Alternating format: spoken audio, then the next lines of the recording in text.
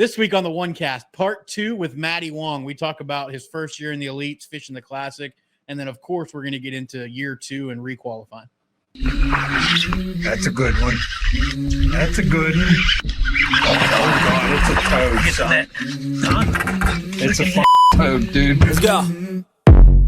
I wake up to a little bit of drool on my pillow, feel like it's going to be a bad day. What is going on, fans of the OneCast? Welcome back to the OneCast podcast. Trey is back with Ben and I this week. He's back from his work trip, back in the studio. Excited to have Matty Wong back on with us for part 2 of his Elite Series journey. We've got all through his qualification last time. We're going to talk about actually fishing the elites. As always, make sure you head over to OneCastFishing.com. Use the code the OneCast to check out. Save 10%. Get you some snagless jigs, long neck hooks, weedless neds, and some of those soft plastics that pair so well, not only with our jigs, but alone Texas rigged or on any jig if you choose to use somebody else's. Hopefully you don't. But, yeah, make sure you check us out. Boys, how are we doing?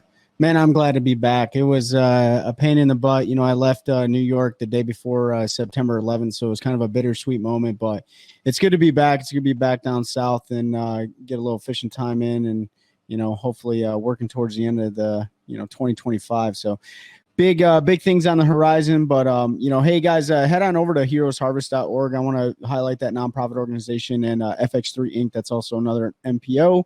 And go check out the events and some of the things that they're offering the veterans in the United States and abroad to focus on combating suicide awareness and PTSD. So appreciate you guys following along with us. Yeah. So before we bring Matty on here in a second, I do. If you haven't listened to part 1 of this, and that came out probably 3 or 4 weeks ago, a month ago, about a month ago. Pause it right now.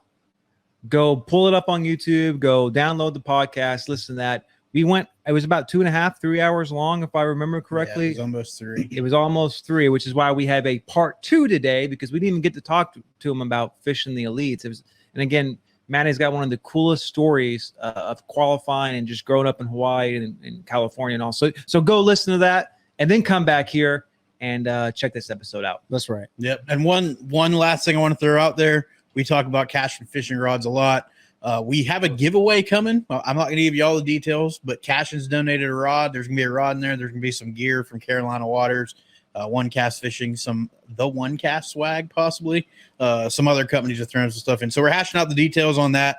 We'll be bringing that to you. But if you're anywhere within, I would say 3 hours, it's worth the drive. Check out cashinrods.com. Look at the upcoming kayak masterclass. It doesn't matter if you're a kayak fisherman or a boat fisherman. They have 3 dudes on there, absolute hammers in the tournament game. Going to be sharing a bunch of inside information. If you're interested in getting into kayak fishing, into tournament fishing, any of that, make sure you check that out. I think tickets are $40. I have to double check. But you get a free lunch. You get to come hang out. We'll be there. A ton of good information. You can tour the rod manufacturing facility there. And see how a rod's made from start to finish. So, and not only that, there's a couple of friends of the show who are going to be there, right? Yeah, Corey Dreyer and Casey Reed, who have both been on, and Jody Queen, who we will have on at some point. Some of the hammers in the kayak world, for sure. Yeah, and that's on what, 30 September? 30 September. Yep, Yeah, 30 so September. Sure you got about 2 weeks. Well, you have about a week from when this comes out. So make sure you check that out. And if you're able to attend that because it's gonna be a good time.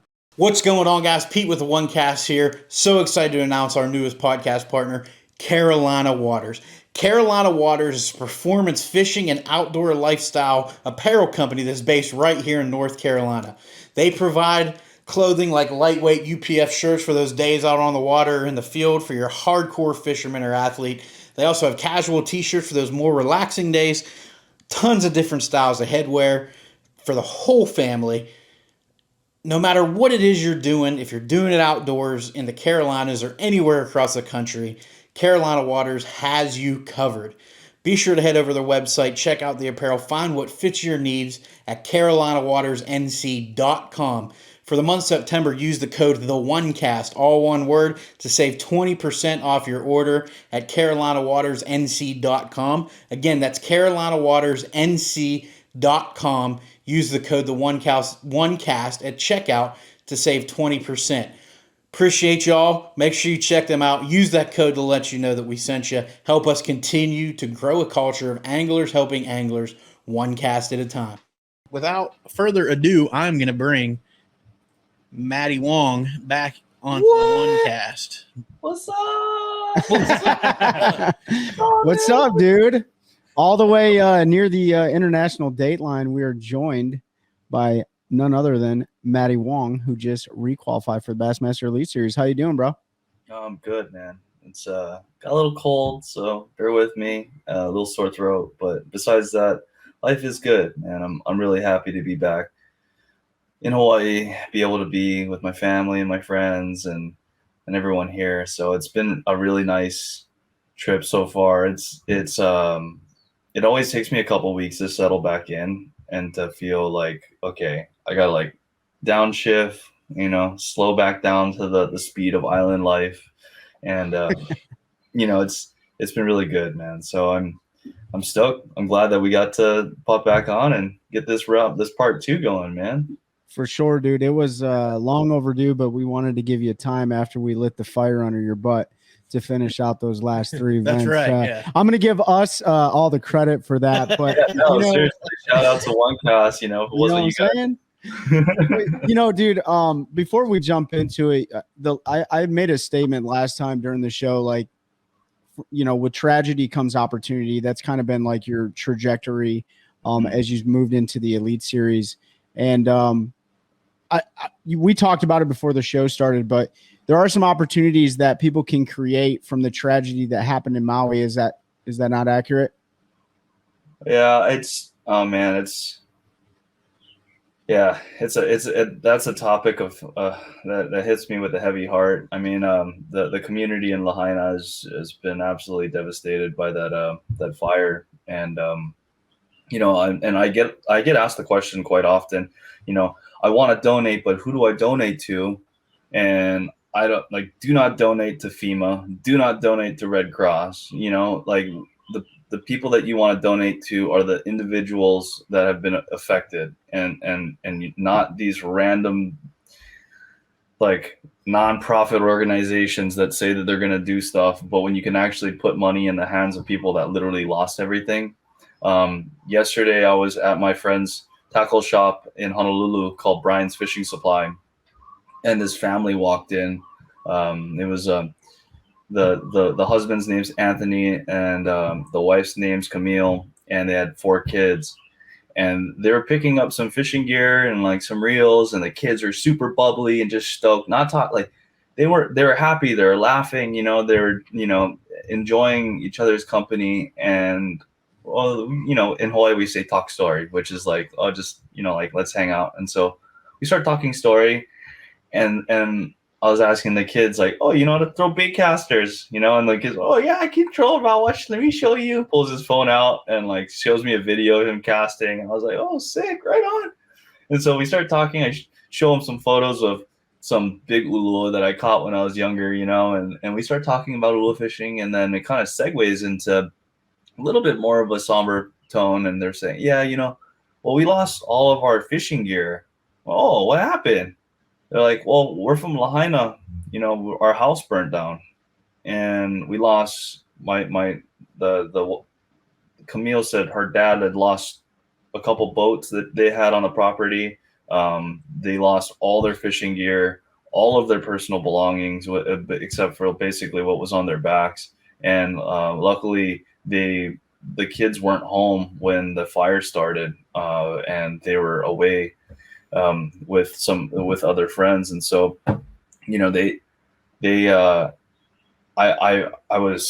was like, okay, well, do you guys have a GoFundMe? What's going on? I want to be able to help. And she's like, yeah, we started, but we're not big on social media. So, I'm like, hey, whatever I can do, send me the link, da-da-da. So I'm just asking for your guys' help. Anyone who's listening into this, and you want to actually make a difference with people in the community of Maui. If you've ever visited Hawaii, and if you've ever visited Maui and enjoyed a vacation there or anything like that, I feel like you're indebted to being able to give back to the community. And this is a perfect way to do it. This would directly help this family. And the link, I think Pete's setting up a link. Yep, I'll have it posted in the description below. Yep, and that is a direct link to the GoFundMe of this family. And you'll help get some fishing gear back in these kids' hands and get them back out stoked, and keep the smiles on their faces. So that is it's, I always try to find ways to encourage people during times of adversity, but also when you have like a tragedy that's just you can't, there's no controlling it. What can we do as a community to help one another? And yeah. That's a fact, dude. It takes a village to really do to put efforts towards making an impact, right? And there's a time and place for big organizations that have to go through levels of bureaucracy in order to get funding. And then there's definitely a time and place where it's like, from me to you, I want to help you rebuild your community that I so much loved when I was vacationing there, or whatever the case may be, right? Yeah, and so that's what makes all of us small people powerful. Because we have the numbers. So we're definitely going to share that information. And I know on my personal social media pages, I'm going to blast that link out. We did something similar to a buddy of mine who was my boat technician. His wife was dealing with cancer, and they were able to raise a significant amount of money, because even $1 per person, if there's a few 100,000 people listening to it, that goes a long way. You know what I'm saying? So we appreciate you sharing that. And it's like I said, now we can create some opportunities for other people that are at a disadvantage. So. And if you listen to us, we talk about it all the time. We want to garner and grow a culture of anglers helping anglers. These kids and their parents are anglers. I was reading a little bit on their GoFundMe before we started. Both parents are in public service. They work for the police department there. Let's help some folks who need some help. We know directly where the money's going. So like Trey said, even $1, might be a pack of soft plastics for that kid to go out and get his mind off of everything going on and put some food on the family's table. So we wanted to make sure, Matty told us that story before we were talking before we started to record, and we wanted to make sure we get that out to everybody. So let's show the OneCast, the community that we're building, and let's make that donation. And I'm going to make a donation myself, but I'm going to make an executive decision right now. If you make a donation, screenshot your receipt, send it into the OneCast. Anybody that does that, sends that in. We'll do another little giveaway. That's right. We have some hats and t-shirts and stuff coming. So we'll put a little something together for anybody that donates. So if you make a donation, screenshot it, send it to us on social media, either my personal DM, the OneCast has pages everywhere. OneCast Fishing has them. Send them. We'll compile that, and we'll do a little giveaway for anybody that helps out those family anglers in Hawaii. So that means appreciate you sharing that, man. Yeah. No, seriously, thank you guys. Like, it's like you said, it's the community of anglers helping anglers, and it's those little people that can make a big difference. That's a fact. And so that means a lot, fellas. Thank you. Absolutely. So anglers helping anglers, man. So we helped you jumpstart the last three events, but I know we want to rewind and kind of go retro, right? Yeah. So we ended with you qualifying. I think the last we talked about was the phone call with your brother. The emotions, how excited you were. You talked to your girlfriend, and she was like, "Think about it," and you were like, "I don't need to. I'm going." Like I thought about it. So you qualified, man. Like what? Obviously, what was your first step? Entry fees are heavy, all of that going on. And actually, was it Trey? Did you send the thing the other day, or did you send it where there was the infographic? Or maybe I meant to send it to you guys, but it was an infographic on elite anglers, and 65% of the guys fishing the elite series are self-paying the entry fees. Oh, wow. No, you did not send that to anybody. I need to send it to you guys. It had a whole breakdown of the elites and the guys that how much they make fishing a year, and I think the average was like $30,000. Wow. I'll share that with you guys. Dude, share that with me too, bro. I'll send it to you. Yeah, it was from I can't remember if it was Bass Talk Live. Somebody wired to fish. Somebody somehow pulled a bunch of information and looked at that stuff. But regardless, you're going. You gotta come up with some sponsor money. You need title sponsors. You got to figure out a boat situation because as much luck as that old Ranger brought you, probably not what you are on to roll into the elite with. You got a free one that first year though, right? Yeah. So sure. I'll dive right into it. Yeah, man. With after that win, right, and that heavy conversation with my brother and my girlfriend. So real quick, when was that championship? Like, what time of year is that? I believe it was. I believe it was in October. I can get the actual. I couldn't remember if it was October or November, but it was fall time. So it was cold. You didn't have a huge window to make all these preps, right? No, not at all. I mean, what I found out in that time was that a majority of almost, if not most, almost all of the companies that are, do a fiscal year budget assessment for their next years, they solidify all their budgets by basically the end of October. And if I'm looking at this, I mean, I got to Ouachita River and we got there on November 1st. And I believe I ended up, I didn't find out until November 5th, or I mean, when I won on November 5th. So already well behind any type of like ability to in hopes to raise money. But then luckily with the Ventura County Bass Club, which is the club that I was involved with, one of the guys that over there, his name's Chris, he's a financial advisor, and he's like, hey, I don't want a dime from you. This is how I want to help you.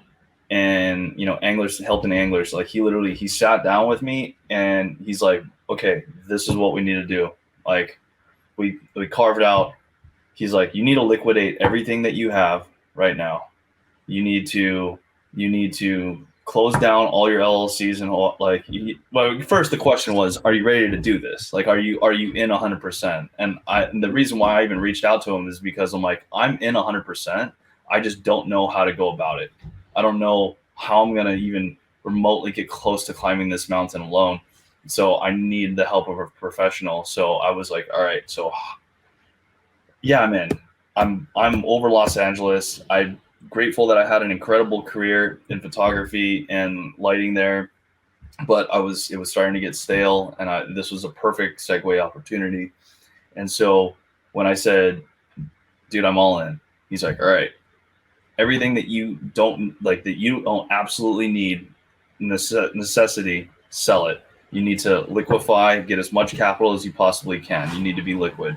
1, 2, you need to take all your personal, like, close belongings and send them back home to Hawaii. And I'm like, I'm right there with you, man. Like, or like, he's like, you can keep a box of stuff in my house. And so what I did is I have a handful of things that are kind of at a bunch of friends' houses in California. So I'm super grateful that they've been, gracious enough to let me borrow some of their storage. But the rest of the stuff I sent home to Hawaii. And then right there went into, okay, I need to make a pitch deck, and I need to start, just like a marketing firm, I need to start approaching all these companies and reaching out to people and connections and try and see. The coolest text that I got, besides from my parents, my girlfriend, my brother, was a text message from the CEO of Mega Bass of America. And he says, when the dust settles, hit me up because we're in your corner. That's awesome. And I was like, oh, all right. Like that was like a huge relief, because I was a grassroots angler with Mega Bass, producing imagery for them since 2018 or 2019 through my other social media page, Capture Fish. So I was making high-end commercial imagery, ad imagery for Mega Bass, and we worked out some type of deal, and so it was just neat to have their support there. I had a connection with Yeti through another friend that I was shooting videos and photos for, and when so I was able to compile this pitch deck, basically explaining what I'm bringing to the table that's never been done before, and by that's just completely different, and why it's not a great opportunity. And from there, I literally sat at my desk for a month and a half. I had an Apple box. It's like a production, literally, it's like a production equipment. It's literally the size of an old Apple crate, and I had like a blanket, and that's literally what I sat on with a cup of coffee every day, and emailed, called every possible company that I thought that I align myself mostly with. So I wasn't going to random companies. I had a couple companies come to me and were like, "Hey, we heard you qualify with da-da-da-da, we want you." And I'm like, "Okay, I'm in the process right now, but I need to be internally." I was like, I need to be very careful on who I align myself with, because I need to make sure that all of the companies that I'm in bed with feel the same way about all the pillars are all the same. Mm-hmm. And that they are about sustainability, that they're about, giving back to the community, and whether it's good storytelling and good individuals and everyone coming together. And so all these different companies, I made sure that okay, everyone's solid. Reached out. One of the connections through Megabass helped me reach out to Sims. I got signed with Sims. Boom. The next one with Yeti, got signed with Yeti. They were like, "Dude, we're stoked. We saw you win the deal, so we're in there." And then just so on and so forth. Gamakatsu, actually, John Cruz hooked me up with Gamakatsu. He's like, "Yeah, I'll make a phone call." And next thing I know, I got a meeting with Gamakatsu. I was actually the Sunline rep in Hawaii when I was 19 years old. I was the first one to bring Sunline to Hawaii. And I had a connection there that I had held for 15 years. I don't know. Yeah. A long time, and I didn't know, I'm like, well, I'm a firm believer in always never burn a bridge. There's no reason to, and you never know when an acquaintance or an old friend or someone can come back in your life and you can help benefit their life, or vice versa. And absolutely. So, so it's just kind of neat. And it was this perfect storm of my existing connections through the surf world, through acting and photography, and through marketing, and then the fishing world, and then everyone in between all coming together. And I was able to align myself with an incredible amount of companies that it was like an all-star lineup that I never thought in a million years I'd be all signed with. And they managed to, a couple of them were like, "Well, look, we're locked in for next year, but I think with your situation, I think we can make a little bit of an exception." And I was able to kind of squeak out here and there, and yeah, man. And so with winning the nationals, they let you borrow the boat. It's a lease, basically. They let you borrow the boat for a year, and at the end of the year, you have to return it. So I was like, okay, I got the boat. I didn't want to sign with any electronic companies because I wanted to run a 360. I wanted to run Lowrance for mapping, and then I got a deal through the nation to get an active target. So I was just like, I'll just get that. Everything came together last minute. One of my buddies, Cody, in California, helped me rig my boat. And I had to sell my 4Runner because I towed my old boat with a 4Runner, and that's what I drove to the National. So I was able to sell my 4Runner for the amount of money that I bought it for back in 2017.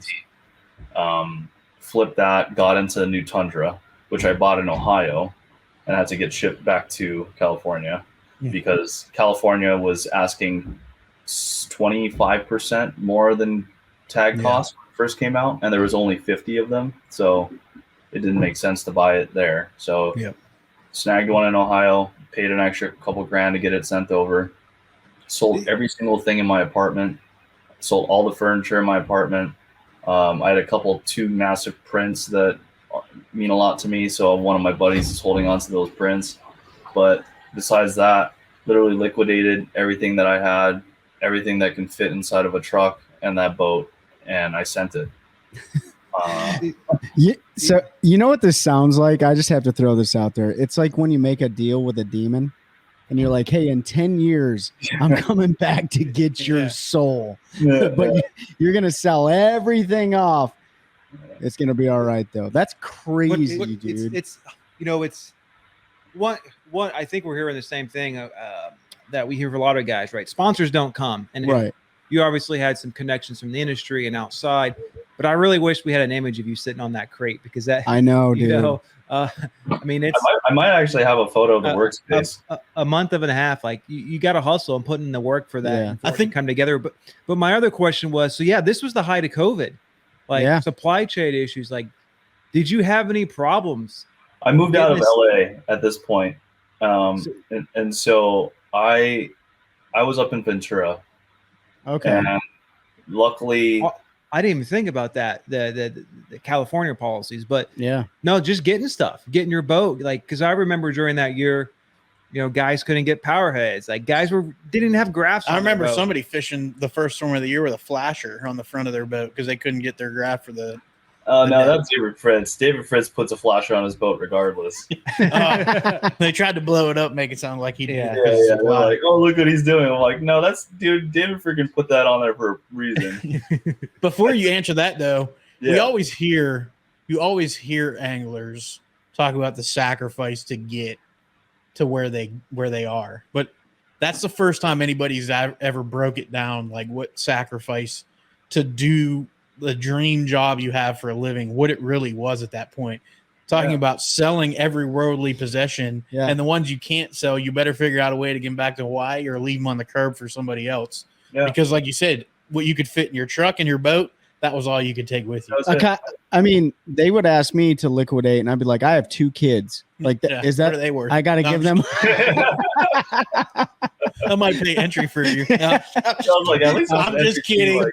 You can see my old my tackle wall, and then like all the ABA plaques that I had gotten over like the past year and a half, and then that it was a articulating desk, right? So after sitting on a block of wood for 6 hours, I would like stand for another 6 and rinse and repeat. Are you okay if we share this in the video? Go for it. Okay, yeah. So if you're listening and you want to see this, we're put it into it's going to be a weird transition because we took a quick break right there. But if you're listening and you want to see this workstation, you guys are the first person or the first podcast to actually get that image. So that's awesome. Yeah. So if you want to see it, it'll be in the YouTube video, and we'll probably make a short but go there because it's really kind of wild to think he doesn't have a chair. It is a block. When he says a block of wood, it's like a 8x8 block of wood. So you're anyone that's in production that knows an apple box with a freaking blanket on it. But it was like you were saying, the supply chain was difficult. So I was on a back order. As soon as I got when I qualified for the nationals, I ordered a 360, a Helix, and an active target from the deal that we had. So we got like a little 30% off or something like that. They're like, yeah, you won't get that till February. And I was like, okay. Luckily, so after November, it was December. Oh man, I wish I like literally wrote down all the timelines because it literally came down to the very last like few days. I was able to get Joby with Hummingbird to send me out my Helix a little bit sooner, along with the 360, and then the boat itself came with with an active with 2 12-inch graphs, and so I was able to plug the active target in. I didn't have to buy an additional graph, and had to. My buddy Jason, the guy I was telling you about that slams Coors Lights, Jason was he does a bunch of different things, handyman, but he was able to get aluminum bender and like bend this mount that I had bought, and it was like the wrong size, and so he was able to like bend the mount a little bit, and then he was able to make fabricate like a custom piece that I needed for the boat. And so it was cool because like the community there, like Ventura County Bass Club, like they all came together and they really like they helped me as much as I could, you know, and whatever they could, which was incredible. They even started a GoFundMe for me to like help kind of pad what I had got with you know, the sponsorships. And within a month and a half, I was able to raise enough money to cover my entry fees and to basically cover all my expenses, which after talking to a couple other rookies, they're like, dude, you did that in your first year? I'm like, I mean, I didn't fish for a month and a half, so I mean, I don't know. But yeah, you know, and I hit the road, got down to Florida. I think that's where we started. And the first event was on St. John's. That's when John St. won. John's, and that was my first time fishing in Florida. First time ever fishing in Florida was an First elite time series. ever fishing in Florida, elite event, and I busted 20 pounds day one, right behind Polinick, and ended up with a camera on day two. And I was like, "Whoa, what is happening?" Yeah. Okay. But it was a trip because I was staying with Ike and Nelly and Greg DePalma, and so just getting to like stay with those guys and to hear their stories, and yeah, it was definitely surreal. Like that first day when we were all at the docks, and like Chris Aldane rolls up and he like looks on my deck and he's like, "Oh, margarita mutilator, huh?" And because we're both like Delta dudes, and so he's like, "Dude, that gets bit everywhere." I'm like, "Oh, you know what's up?" And I'm like, "Dude, this is someone I've looked up to for a really long time." Yeah. And then to see Polinick roll up, and then Carl and just everyone, you know, I was definitely overwhelmed. And then day two, when I had that bag day one, day two, and then Brandon comes up to me again. This is like my hero, and he's like, "Yo, dude, show up one day. Now you got a camera." I'm like, "Dude, what? Get on!" It was like I got lucky,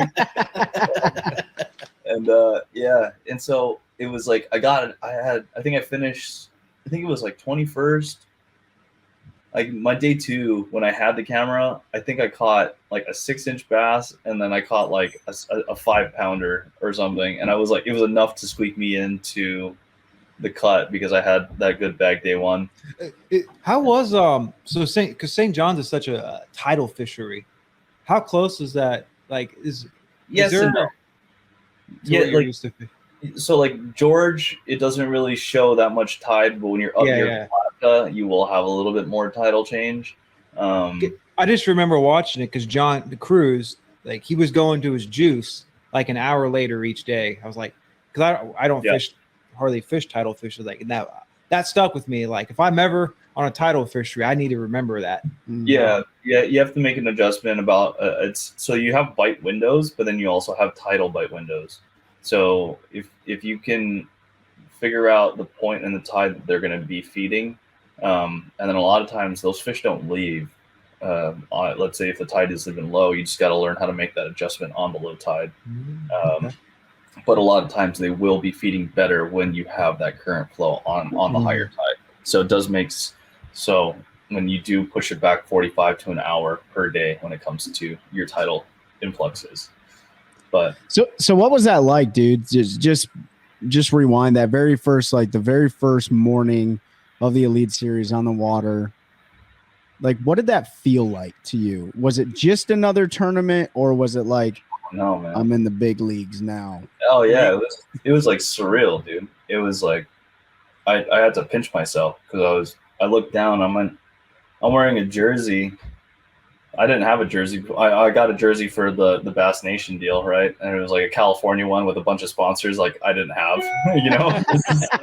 It's like Triton, Mercury, like Ranger. It's like, why is there Triton and Ranger? And I'm like, whatever. And so like there's all this stuff that, you know, Bass Nation was sponsored by, and you had to wear it. It was required. And so now I'm like, I got this jersey. I got my name on my back with all this stuff, this design, like this is unreal. Look up, you got a bunch of cameras and like a bunch of people down there seeing the blast off, and then to just look around and see everyone else, I was like, holy smokes, like it got real, you know. It got like real quick. It got real. So from there I'm like, all right, well, let's see just how this goes. We're all competitors, but knowing who you're fishing against, did the thought ever cross your mind like, man, I hope I don't get my teeth kicked in today with these guys and I can prove that I belong? Or Yeah, I mean, those I kind of think thoughts. you have those. I think initially, you're like, well, now it's either put up or shut up kind of situation. It's like, I hope I can prove that I belong here, because being a guy that's only been fishing tournaments since 2018, and like still in this ever constant wheel of learning, I'm like, well, we'll see. It's my first time in Florida fishing, so let's try to figure it out. And do you feel like because of the way you qualified, like your first time coming through nations and you go through and you win, did you ever feel like anybody looked at you like, who is this kid? Like, we've never heard of him. Sure. He's never fished opens. Like, yeah. I mean, I think a lot of people might have felt that way. I don't know if they were outwardly towards, like, they weren't like publicly like that towards me. I just more so only accepted in the positive. Yeah. And I just try to like the Drake meme, like, like I'm good. I just try to block out just the negative BS, and Right. So it was funny because the next year on Bass Nation in California, it went from, we had our tournaments that were about 20 to 25 people. They went from 20 to 25 to 40 to 50. And it literally doubled their roster.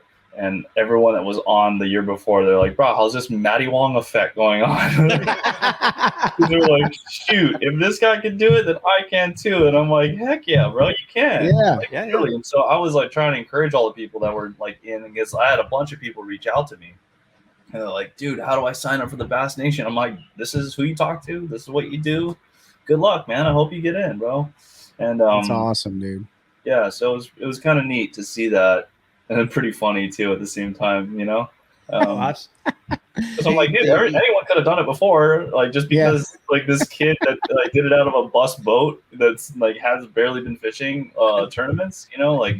There's a lot of people who don't realize you can qualify that way. Mm-hmm. Well, I I mean, didn't know, I had to. Jason had to tell me, and he's like, yo, dude, like, you can fish the classic through the Bass Nation. And I'm like, wait, what? And so he had to tell me the whole the route, So there's some things that are changing with Bass Nation, which kind of, it sucks, honestly. And that's just my personal opinion. I think that it's more turned into more of a money grab and more of like a pay to play kind of a situation versus really giving the hardworking weekend warrior like that dream. And so but there's still a chance. So the chance is still there. There's a lot of folks that mirror that sentiment. It's like, because, and I haven't kept track of it too much, because it used to be you had to be part of a club, affiliated club, and I know like in North Carolina they don't do that. It's like North Carolina, we changed. Yeah, they changed how we get our state team. So you used to have to fish the state federated club, and then you had to be in the top so many for that club to fish the state qualifier, and then you had to fish the state championship. Now they're just doing 3 regional qualifiers that, as long as you're a Bass member and a North Carolina resident, you can fish that. And if you win or qualify for the state team, then you make it. They take the top, whatever, 15, however many it is they're allowed to have. So they top 10, probably top 10. Yeah. So they made changes with how you even qualified the state team here. Huh. So before we move to the rest of that first year, so for a new guy, so I'm walking up on the elites, what does that sniff test look like? Like, do you have any examples of what the sniff test looks like? Like, well, I think Zaldane gave me a sniff test, because like we talked on the phone a bunch, but like for him to like just walk up to my boat and like look over the rail, like you don't like, so, certain people do that, certain people don't, but when you get like a rookie on tour, you're just like, what's up, dude? What you got? All right, okay, I see you. It's funny because then also half the people don't even know you're there. Yeah. Or more than half. Only the people that I've connected with. And so it was like, well, they don't know I'm here. I'm going to show them that I'm here. Yeah, they knew after day one. Yeah. And so it was really cool to cut that bag on day one. I went up there looking, bro, like there's a term in Hawaii, hamajang. It's a pigeon term. Hamajang, like looking all just like whichever. Like I was wearing, I think I had like Nationals, I was rocking my corduroy jacket.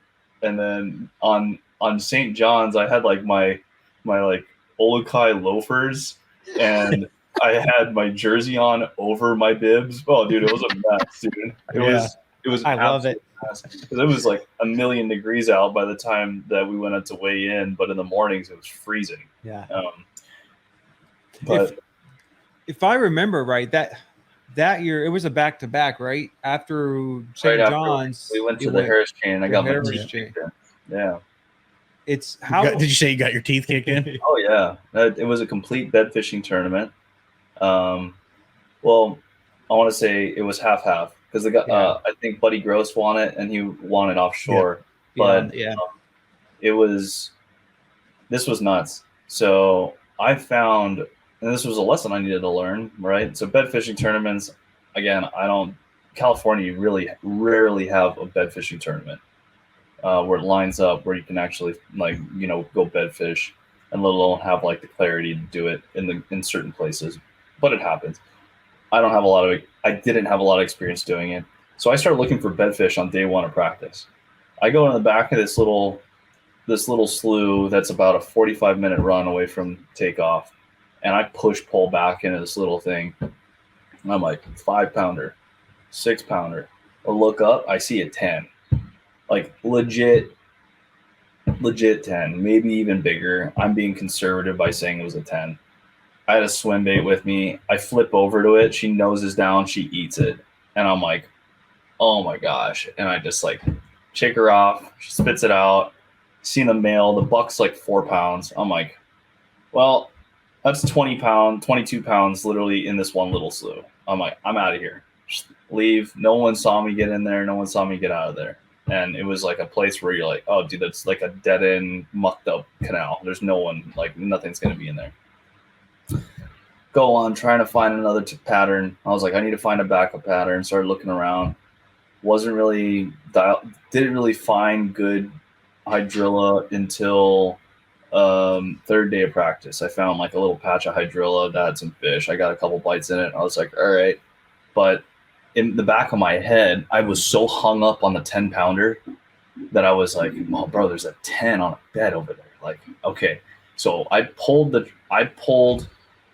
my boat off. I trailered back to the nearest ramp, and I went all the way back, pulled 15 minutes in to get to this spot. And I get in there, and she's gone. Would that have been your PB? Yeah, it would have been my PB. This is a question I think I've asked you guys before, and I always ask people: you're pre-fishing for a tournament and you're bed fishing, and you see your PB. Are you sticking it? And like, do you wish you would have stuck it now? I mean, in hindsight, yeah, because my buddy's like, dude, like, or I talked to a few people. They're like, bro, you find a fish on day one, you stick that sucker, you know? I was going to say, for me, it depends on the day, because if you're talking there 3-4 days before the first day of tournament, she's probably done and off there by the time you actually get done anyway. Well, like I learned that during that tournament is in Florida, those big fish move up at night and they spawn at night. On a full moon, they'll come up, they'll spawn at night, they'll drop their eggs, and they're out. The bucks will push up late in the afternoon, and they'll be rutting around. And so I had my backup place was another little slough. I went down it and caught like 18 pounds on a chatterbait. They were all pissing, they're all males. I was like, oh, I'm gonna go in there. Like I was like releasing a bunch of threes, and I was like, dude, there's no way. Like I started shaking them. I went in there, I didn't get a single bite. Not a single bite. I slowed down. I threw a wacky rig to really slow down, pick it apart. 2 hours I spent in there. I'm like, dude, what the heck? And I went to go back down like another area that I had a couple fish on bed, and they were all picked through with a couple random males that like they weren't much. They were like 2 pounds. And so I had to sit super far off of them. Everyone's already been through there, flip up there. I catch a couple. I leave. And that was like my day one. I was so bummed because I'm like, dude, like I spent so much time mentally thinking about the 10 and what I was going to do after catching that fish versus really trying to like find good hydrilla and try to find a good offshore pattern. So that was a huge learning experience. I ended up coming second to last on the Harris chain. And then right after that event, like I'm literally putting my boat on the trailer and they're like, "Hey Matty." I'm like, "What's up?" They're like, you got picked for the polygraph. I'm like, dude, I just came in second to last. I'm like, and you're gonna polygraph me? I'm like, that's okay, cool. Like, kudos to Bass for doing it. You know, like I get it. Like you pick a hat, you know, pick a number out of the hat, and you do it. But I was like already so defeated and so bummed. I'm like, dude, now I gotta go and now someone's gonna question my integrity on my second tournament, you know, as a pro.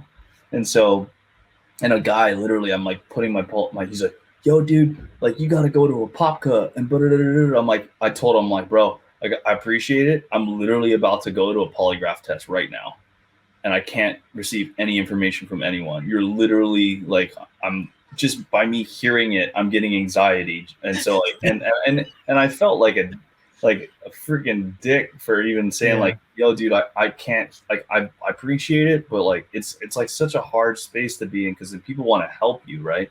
Yeah. But you're like, dude, I can't receive this information right now. And so I literally said that to the person that was giving the test, and I'm like, I literally had someone come up to me and just blurt out a whole bunch of crap beforehand. They're like, well, let's do the test and we'll go through it. And they're like, well, the first thing is kind of funny. Like they hook you up everything, butt pad, like EKG, the whole 9, finger tabs, everything. They're like, okay, write a 4. And then when they ask you if you wrote a 4, say no. And I'm like, write the 4. Did you write a 4? No. And they're like, perfect. You're our perfect candidate. And so I'm like, dude, I can't lie. So I went through it. I passed it, and that was my Florida experience. And so from going from like the top of the mountain to getting kicked in the nuts, literally back to back, I was like, okay, this is like what I'm in for.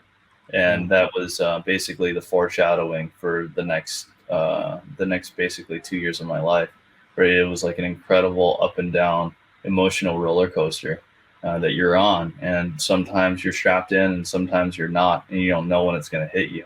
And then there's times where you feel like you're on the best pattern, you feel like you're going to like win a derby, to losing every single fish that you hook.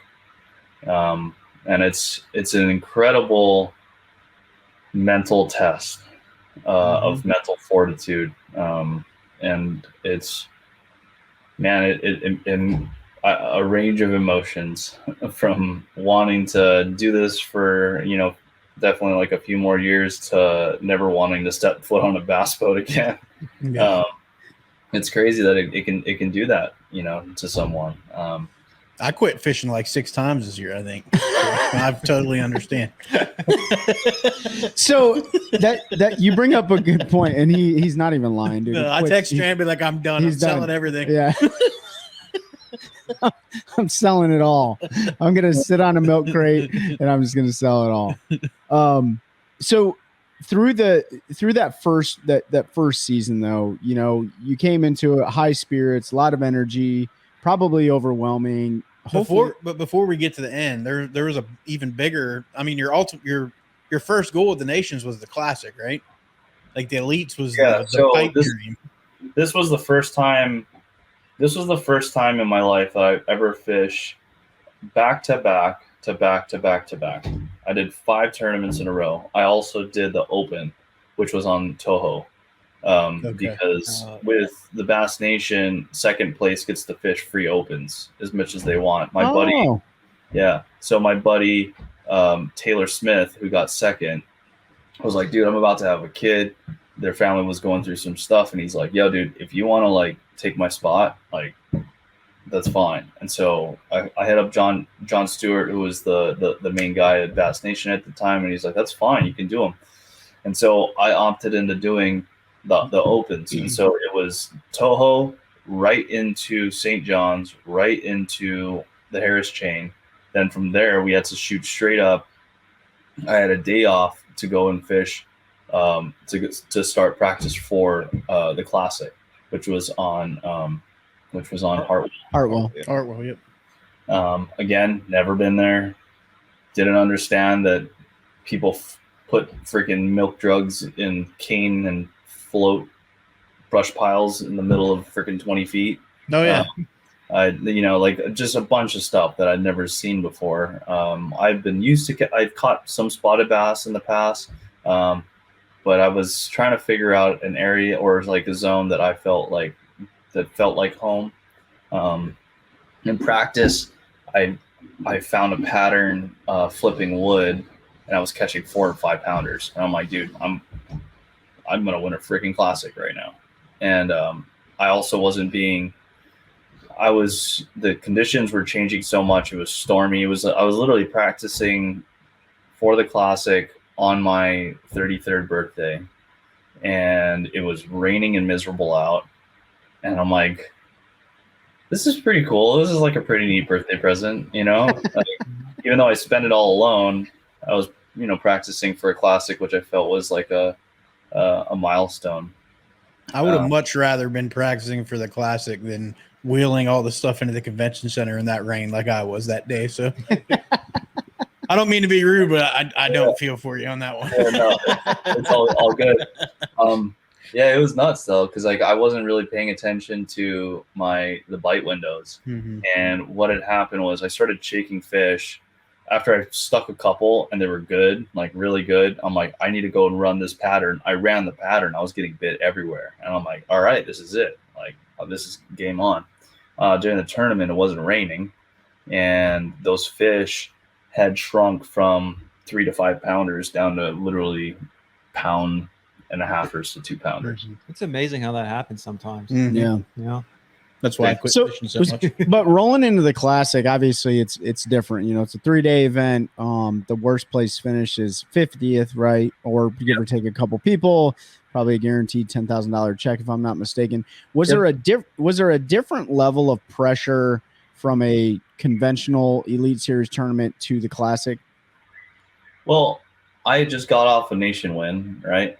I had just got off fishing like 3 different tournaments back to back to back. So I was already kind of barraged by this. Like, I was exhausted mentally and physically already going into that event, because anyone who's ever pre-fished 3 days in a row and then fished a 3-day tournament know how exhausting that is. Now do that 3 weeks in a row, consecutive. You're beat.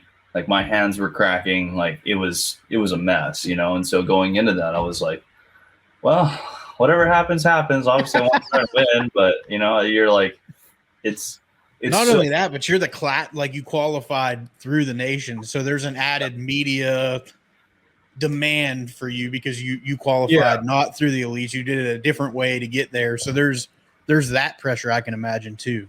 Yeah, I mean, it was a little bit of that. I think I was more happy for my buddy Taylor, who I beat at the Nationals, but then ended up fishing, and he did pretty good. He caught him really good, I think, on day 2 and finished like in the top 15 or something like that.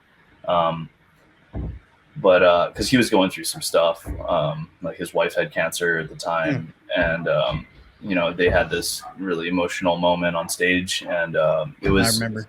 Yeah, it was pretty heavy. So I was more so happy. Like, I was bummed on my performance, obviously. I mean, I also had an uncontrollable I had my my quick nut on my trolling motor pop off, and I lost the prop on my trolling motor, and I didn't have the right size socket to put it back on. And so these random guys fishing on a whaler, they're like, well, shoot, we got a wrench set back at the truck. Like, we'll go and grab it for you. And they went back 15 minutes, picked up the wrench set, and came back and gave me the wrench. And I was able to power on my backup prop and then fish. But it kind of spun me out a little bit.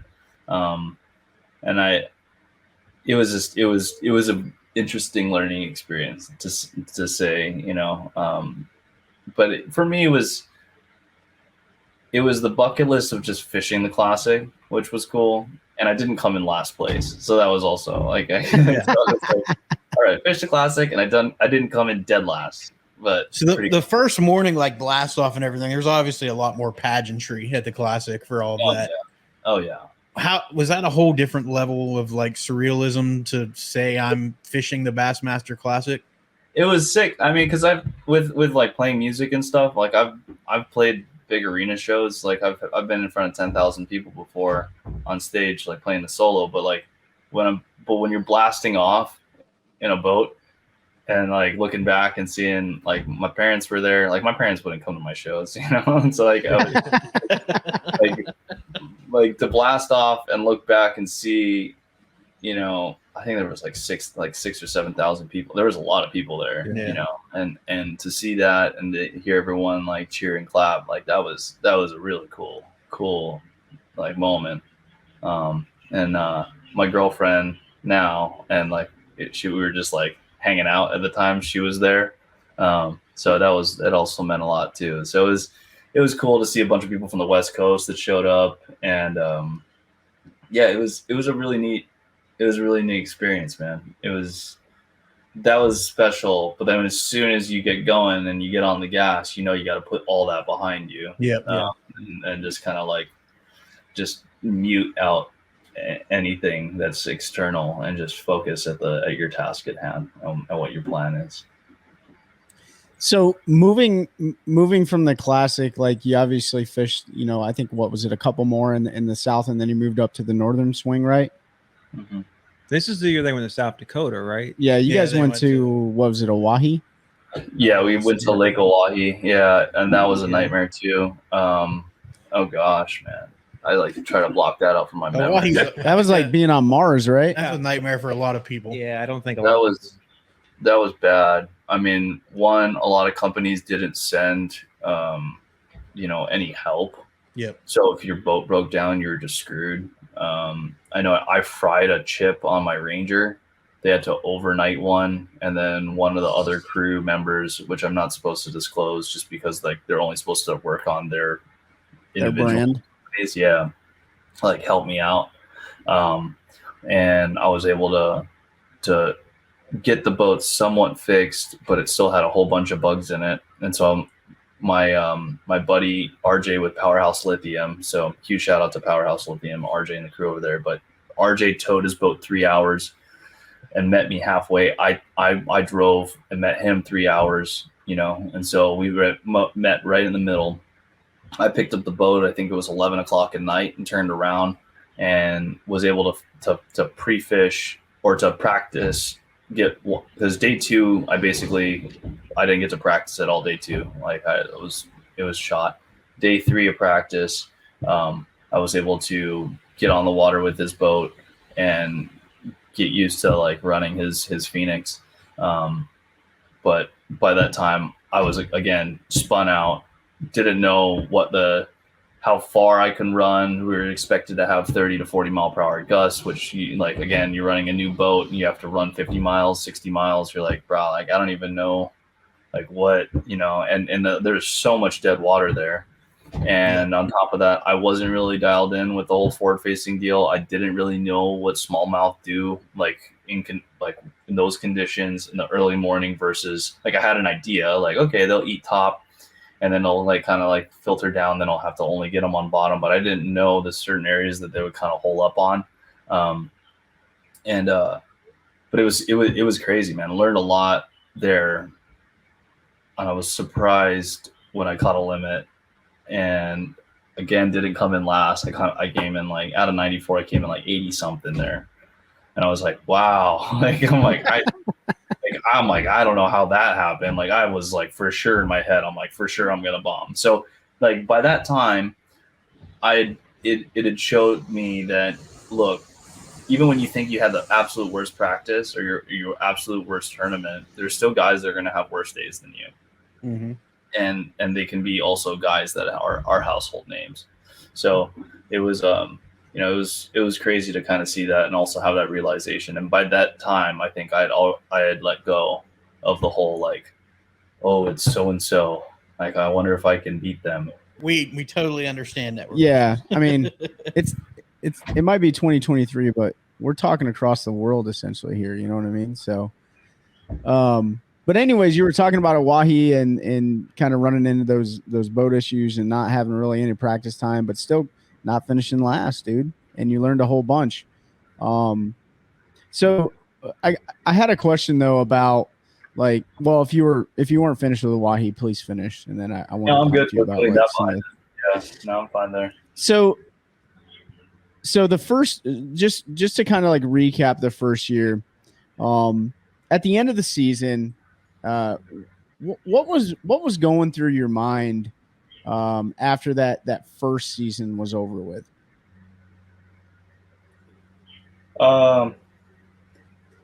Definitely, it's not what people think it is. Like, I think my expectation of what it was, or what I thought it was, versus the reality of what it is, are two completely different worlds. I think the amount of work and time on the water is something that you don't expect. The lack of sleep and nutrition is probably another thing you don't expect. The amount of hours on the road. I mean, the Oahe drive and then back was dumb. It was like literally right after I forgot what event we went to after. I think we went. You went to the Mississippi River. It was Mississippi to Oahe. It was Oahe to Mississippi. But that was insane, man. It was absolutely insane. And when you're driving through just like miles and miles of cornfields, you're just like, okay, this is brutal. But yeah, because you went to Oahe from the St. Lawrence. I just pulled the schedule up to check. But no, wait, from the where? Not the St. Lawrence. You went St. Lawrence to Oahe and then Oahe to the Mississippi. Yeah, I think because we went to we went to St. Lawrence early there because it was like around the spawn essentially, and then we doubled back, which in my head was such a dumb move on Bass's side because of like, why would you do that? like why would you do that to like go all absolute East Coast and then to make us go back to the West Coast and then go, it was just like, it didn't make sense. Like it wasn't, I don't know. That schedule was whack in my opinion, but no, it was a huge learning experience because it was like, man, I got to fish in different places. Like I never fished in New York before, so that was new. I never even been to South Dakota before, so like to go to South Dakota and then also up to Wisconsin, and then it was cool because I got to stay with my buddy in Wisconsin, and that was rad. So yeah, man, Oahe. Crazy time. You were talking about the drive. That's what you were saying. Like the drive was crazy. Yeah, no, it's not. I mean, anytime where you got to do like, Oahe from New York to Hawaii, I think it was like 15 hours, probably longer than that. I mean, I try to block that whole drive out of my mind because it was so miserable. It's like, when you do like 20-hour drives or like a 14-hour drive and you have to break it up, like I have a rule for myself. I won't do more than like 11 hours in a day. That's safe. It starts getting dangerous at that point. I mean, even 10 hours, depending on like the situation. And especially after a tournament, like even if 3 hours is okay. I mean, but you drive a lot. And that's something that I wasn't like, I knew it was going to be a thing. I didn't know how taxing it was going to be. And all the things that come along with towing a boat. But I mean, you guys can look back. I spun out driving from California. Saw that Texas. In the snow, right? Yeah. I almost didn't even get to fish my tour or my first event because I almost totaled everything, but luckily didn't have a single scratch. So yeah, man. I had a couple questions. Like, that first year it's over with. The first question I had is you're done with season 1. What's going on in your head at that point? I was like, all right, well, now I know kind of how to play. Like, I thought I knew how to play the game a little bit better. I knew what went into it when it came to the practice. Now I needed to understand, okay, I got to learn how to bed fish better. I got to learn how to use this active target or this forward-facing sonar deal a little bit better. And I got to simplify. Okay. And that was the biggest thing, because now when you have, like, before I had like a small, like, I had this, like, okay, whatever I can afford to get in my tackle box when I'm be fishing. Now I got these companies like, whatever you want, here you go. Just like, like dumping loads of tackle on you. Oh, here's the newest bait with like 50 different colors and like 30 of them. You're like, I'm like, okay, this might work. This might be a cool little way to catch them, And so you like start going through baits that you've never fished into scenarios where you're like, I know that this other bait would probably work. And you're like, nah, that'd be too easy. I want to try and catch them on something unique or like, do something different. But you're like, no, bro, like if it ain't broke, don't fix it. Like if they want to eat a freaking double willow, like spinner bait, like let them freaking choke it all day. So it's like, don't overcomplicate things. So don't be stubborn. I was really, I was stubborn because a lot of times I wanted to get bit on a big bait or, or certain things. So I tried to force a lot of bites. It also worked out for me. I weighed the biggest bag of the tournament on Chickamauga, which was cool. And that was all on a big bait. So it was a good learning experience looking back on it. I was exhausted. I couldn't wait to get back home to Hawaii. And I was also excited to have a second crack at it. So that's kind of how I felt. What about the logistics side? Like, what are some of the things that you learned that you're like, dude, I have to do this next year? That's going to make my life easier, more streamlined. I was missing all this equipment maybe, or this is the kind of floor jack I need to carry with me. Like the logistic piece of it. And on the flip side, like what is something you did your first year that if there's anything like you swore you're never going to do, like along those same lines? Not jack a 10-pounder off a bed. Yeah, well, not on first day practice, faux show. No, I'd say having a good jack, having a solid jack, having a good like manual torque wrench, and then also an impact gun is huge to have. Also, like any type of like air compressor that you can keep. I just use the Roby ones. They're like cheap and they're pretty solid. It's got me out of a bind a few times. Simplifying your plastics, not carrying too many of the same thing. Why are you looking at me, Trey? But sometimes, like, because a lot of times you'll go down there with the intention of getting bid on something, and then you get bid on something you only have one pack of, and you're like, great. Yeah. So you got to go make a tackle order anyways. So I've learned to just kind of slim out your selection that you're bringing down, try to simplify the bite as much as you can. And then, and it also came with like the amount of rods too.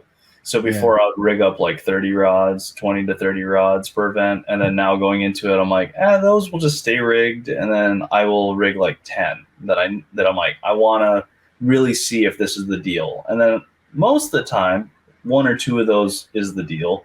And then I'll double those up so I have extras. And then make sure I have backups of backups, because you're not only fishing one day, you're fishing 4. So you want to make sure that you're set across the board there. Protein shakes. I didn't do protein shakes first year. The first year I did like PB&Js and like hard-boiled eggs. That was like my diet before when I would do tournaments. And I'm like, this is not going to fly anymore. Like I need to make sure I'm hydrated. So I started taking BioSteel, so just like electrolyte, like additive, basically. That along with just like this whey protein that I would just keep in the boat and in a shaker. That was huge. because the amount of fatigue that I was getting, I'm like, this what like I can't let this happen. Like this is just something so like this is a controllable that's so silly. But then sometimes as fishermen, and maybe a lot of you can probably relate to this, is you just get in this tunnel vision where you don't want to eat or drink anything. Exactly. And that's kind of how I am, where I know a lot of guys on tour are like that, where they won't even drink water, but it's like, I need to try to hydrate, and I got to try to eat something. And even if I have to force myself, that's what I'm going to do. So that was another thing that I didn't do first year, that I was like, okay, I'm going to implement in my second year, which then helped me tremendously throughout my second year. And then also it's just simplifying, just overall simplifying, going back to the things that I had confidence in that worked before. And then also being open to learning new techniques, and then putting in time trying to practice those things. So in the off time, I put in a lot of time with the new forward facing deal.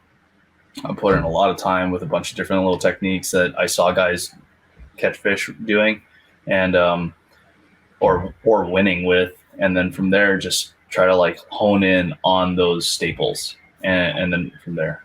How do you so when do you find the time to kind of work on those things? Because you went back to Hawaii after the season. You're going back to back a lot of times. Like your off days, or because I assume you're not really doing it during practice, but are like maybe because you're traveling around. Practice, right? What's that? So practice is still practice. So it's you're still, but you're not like dedicating time to it. So what I would do is like, you go jump on a lake that's similar to a lake that you're going to be fishing. So the way that, let's say Fork is going to be, standing timber deal. I'm going to go jump on like a lake that has a lot of standing timber, like Ray Roberts or something like that.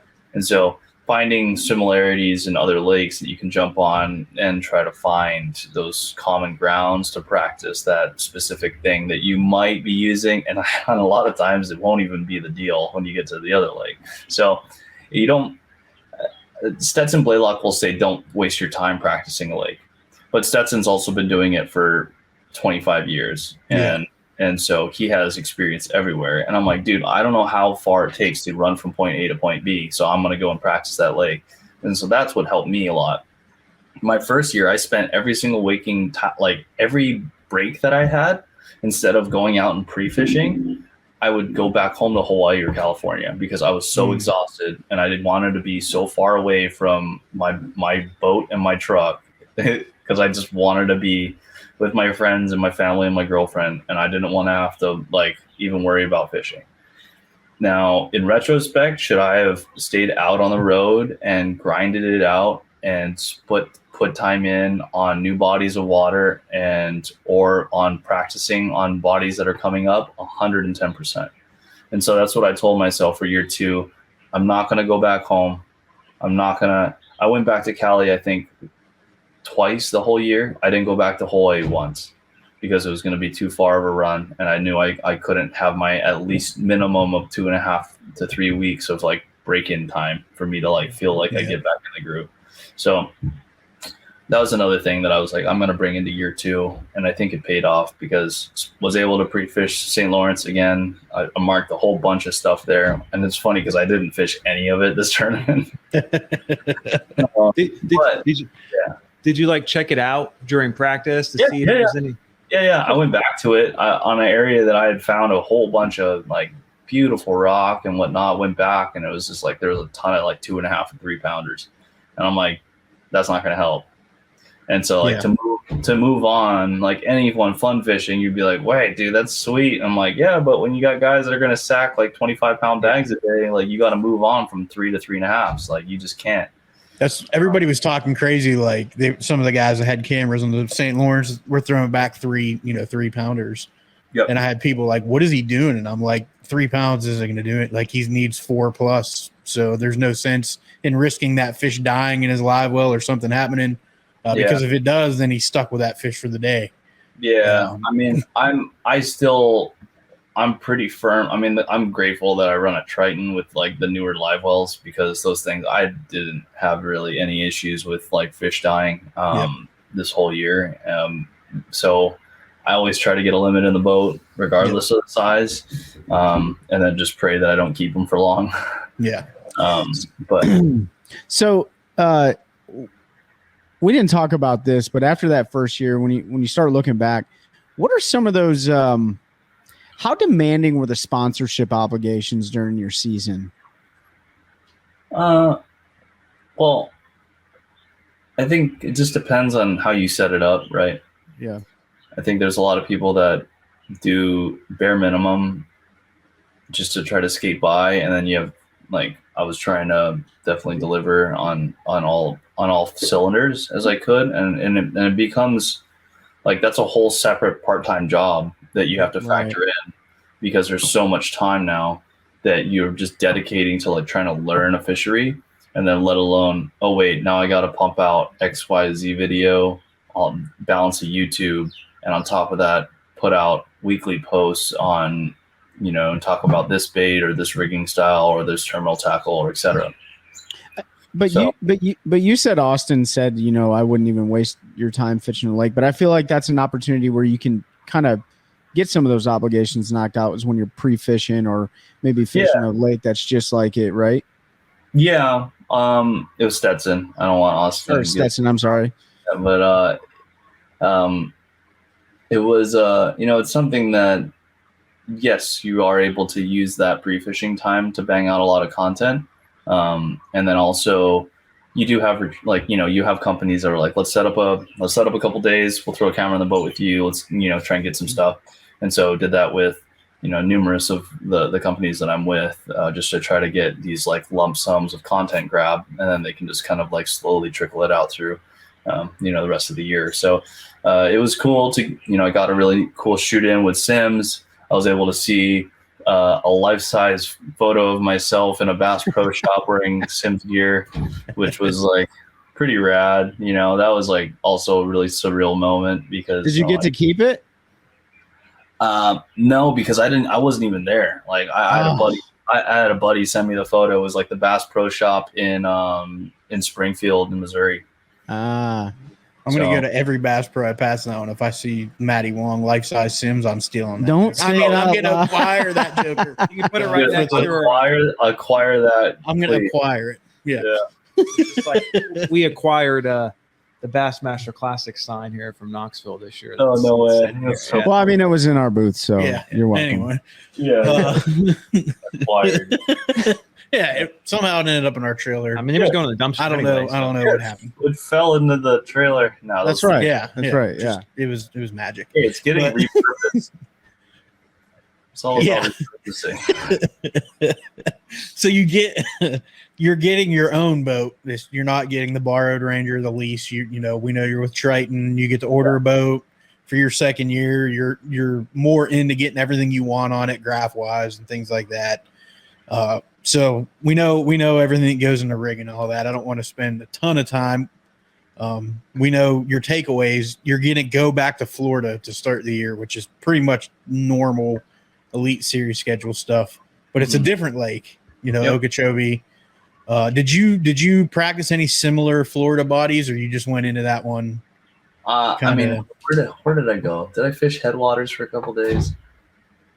I forgot. I guess Headwaters should be close. To me, Okeechobee sets up different than a lot of the other Florida lakes. Yeah. Just it's so shallow, like even the Harris Chain. It's shallow and big. Yeah. And round. They're different. They're really different, man. And it's funny because like each lake will fish differently too. Even I can't really talk about the chain, but yeah, you know what I mean? They can they can all fish differently.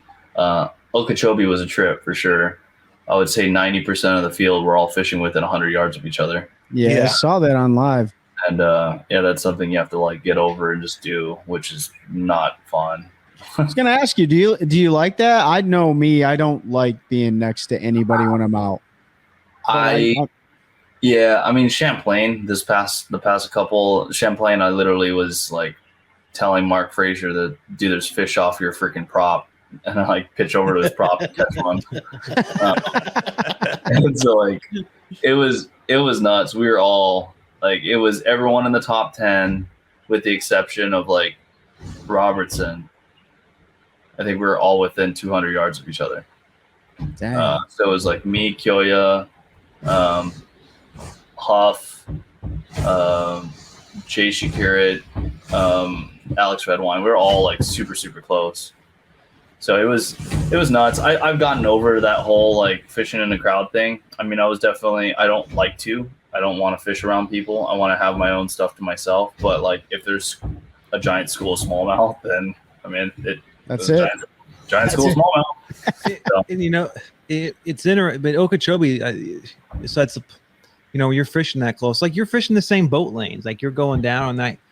To me, it seems a little bit different. Like the same thing happens at like ledge fishing tournaments, right? Everyone gets out there and they're within like 100 yards of each other. But to me, that's a little different mindset than like going down the same boat line as 100 other people. And, you know, fishing the same grass patch, you know. But that's the thing that's difficult too, because you're gonna flip the same hydrilla mat that the guy just flipped like 5 minutes before you, and so you're kind of watching who hit what, and then you want to set a timer mentally on like which spot got to rest long enough. So it was interesting. I lost a couple fish during the Okeechobee event that I think I would have been in the cut with. But it is what it is. I think the first two were a little rough, right? You were 80, like 86 and 88th or something like that. Those first two. Something like that. It was Okeechobee was the first one. Didn't do so hot. Seminole. And Seminole was another one where I thought I was on like great fish. Found the same area and the same pattern that Joey won on, but I didn't want to be scoping in trees. Just because of every single time, if you weren't paying attention, you literally like crack your trolling motor on a stump and then get high sided with, you know, your stern sticking out of the water, and then you have to like try to like shimmy around and push pull off of a stump just to like step back down. It was a nightmare.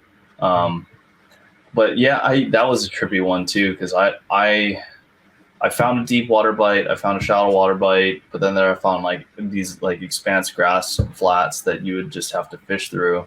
And it was a trip. That place was pretty wild, man. Like looking back on it, I would have definitely kind of approached it a little differently. But again, it's my first time there. Yeah. It's what you learn after you've made a mistake. So.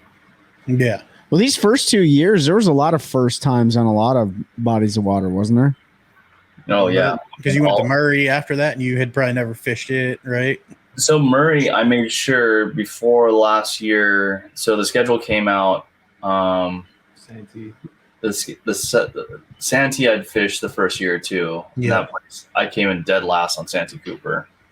And so didn't do that hot there again this year. And it sucked because like the first year, I'm trying to remember what went on, or like where I think it's like when I have a horrible event, I try to learn from it, and then I just like put it behind me and like literally try to forget about it. Yeah, I'm trying to remember. I think that Santee event, I think it was like during practice, they were like still spawning on the upper end. But they were still spawning. Yeah, so they were spawning the first year. Yeah, so I think what I remember. Oh yeah, a lot of guys were saying like they were spawning hard on the top end. You can't see them because of the visibility. Yeah, but by tournament day, it was just bucks basically left, and all the females went off, and that's when they. That wasn't the first year, because that was when Drew Cook put on the sight fishing clinic on Santee. Yeah, Drew Cook busted everyone's butt. It was, I mean, both of them ended up being like. This past year. Well, they were both bed fishing tournaments. The first one, I mean, like it wasn't really like when Luke won it this year. He wasn't. I think it was like a staging place, but I think they were mostly like post spawn fish. But there was a lot of fish still on beds this year. Last year was completely all bed fishing deal. Cook won it, I think, like flipping through like a certain area, and it was absolutely insane. That's when I was like, okay, I need to learn how to just put the trolling motor in high and just look, and then try to mark as many as I could. Because this year I pulled the plug on my plan, which was like a grass pattern, and I pulled the plug just and went bed fishing, and I was able to actually catch some. And I was pissed that I didn't do it earlier because it was already too late by the time I started doing it. I got you. Yeah, that was I was already very confident and a pretty good bed fisherman, sight fisherman, but I learned so much from Drew on that tournament. Like, just the stuff he was talking about was next level. And it really, like you said, it's tough when you don't do it a lot to try to go in against guys like him. And, you know, Bernie is another guy that is well known for sight fishing and stuff like They're that. savage, bro. It's insane. Like, they can look at a fish, take one flip, and be like, "Nah, she's not going to eat." Same thing with like Cox. You know, he'll flip in there and be like, "Oh, she'll eat. It won't. She maybe not eat the first half an hour, but I can get her to go." And then like, yeah, it's nuts. Like, even like the Johnsons are stupid good at bed fishing. I mean, there's a lot of people that are really, really good at it, but they're not like known for it. You know, it's like Then Lay Lake, which would have been first time for you and a lot of folks because they hadn't fished there in a long time. that lake sucks. You don't like it? No. Then the Sabine. No, I mean, like, I'm sorry if Lay Lake's your home lake or Oh, it's not my home lake. It's not. I know it's not your, but like anyone that's listening. But They'll I mean, get I over think the way let me rephrase that. It doesn't suck. It's just the time we were there sucked. So it was more so as a decision again on bass that we were in there and like during a horrible, horrible time of the year. And so Yeah, it was a very odd time to go. Now the place that does suck, which you're not going to agree with this, is the Sabine River. I love the Sabine. the Sabine is brutal. You know, Yeah, that third place finish. But you did well. I mean, Yeah. And I think we did talk a lot about this last time off air, because I'm remembering our conversation all. But It's a grind, man. And Yeah. I don't like using that term because I think it's overused, but for sure. that's the definition of a grind tournament where If you have to can- kind of find that area and just cover it. Dude, I learned a lot. I learned so much from your YouTube series, especially on the Sabine, and how much you would fish the same stretch with the same bait or rotate baits, but catching fish consistently in like a 25-meter stretch or 25-yard, whatever, 50-yard stretch. But it was amazing to me how they would just reload or they would be there the whole time. That was really cool to see. And unlike these guys, I really do like the Sabine because I'm not there and I'm not burning alive in Orange, Texas, and I'm watching all of you guys struggle. So I appreciate it. Yeah. But it's a cool event, man, because it really is anybody's game. If you get on like, it's kind of like in the smallmouth deal, like you find the 4 3/4 pounders versus the 4 1/2 pounders versus the same fish on the Sabine. It's kind of the same deal, but not as fun. Yeah, no, it's definitely it's kind of wild when you stick like a 2-pound bass and you're running around the boat like, oh my god, Giant. giant, and then like when I stuck like a day 2 I call like 2 3.5s or something like that. Like I was like, oh my god, they're 8s. Like in my head, I was like, dude, this is like an 8. What was that? What were you fishing under? Was that a ship? It looked like a ship. What was that thing you were fishing under? Giant overhang. It looked like. Yeah, so that was a barge. A barge. That's what it was. A barge. It was an old barge harbor essentially, where they would come in, dock their boat, dock the barges, repair them, and then send them out. But then it all got flattened during Katrina, so you see like a bunch of ruins down there. It's pretty sad. You'll see like a lot of like great property and whatnot that's just completely flattened or just it looks like it's war torn. But yeah, Sabine was wild, man, because again, you can run 2.5 hours in each direction and still be on tournament waters. So it was that was another big learning experience. Orange, Texas, the people were friendly. It was kind of ghetto. When I mean kind of ghetto, like, bro, that place is super ghetto. Like, it wasn't just like a little bit. Definitely stay. It was strapped a lot there. of it. Stay strapped. Stay strapped, get clapped, as the kids say. So after, then you went to St. Clair. Well, hang on. Detroit. So did Sabine, because I mean that was your best finish for the 2023 season, correct? Up until that point. That was my best finish ever, like on the elites, right? There you go. Best finish ever. Like, I don't know if you had your head hung low like after that first season and into the second season, but Sabine, did Sabine do anything for you like mentally and emotionally after the fact? Yeah, for sure. I mean, you learn a lot about your limits, and you also learn a lot about what you can and cannot accomplish. And then there's times that you doubt yourself, but until you can conquer that, that's when you can actually feel the relief of, oh man, I can actually do that, or it wasn't as hard as I thought it was. Or when it starts to flow and things happen, then almost nothing can get in that way of it happening.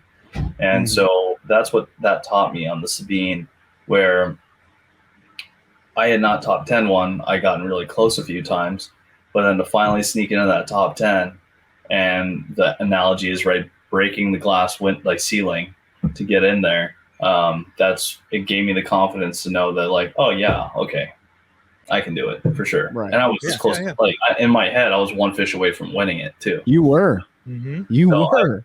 I that's the closest that I've also been to having a blue trophy. So I'm like, all right, I can do it for sure. I can get one of these things. And then we, it's Sabine, and we had our podcast. So I know we were all like the next event, Champagne. Right? No, they went to St. Clair. St. Clair, right? So you went from one ghetto to another. It's Detroit. It's Detroit, man. Come on, I'm kidding.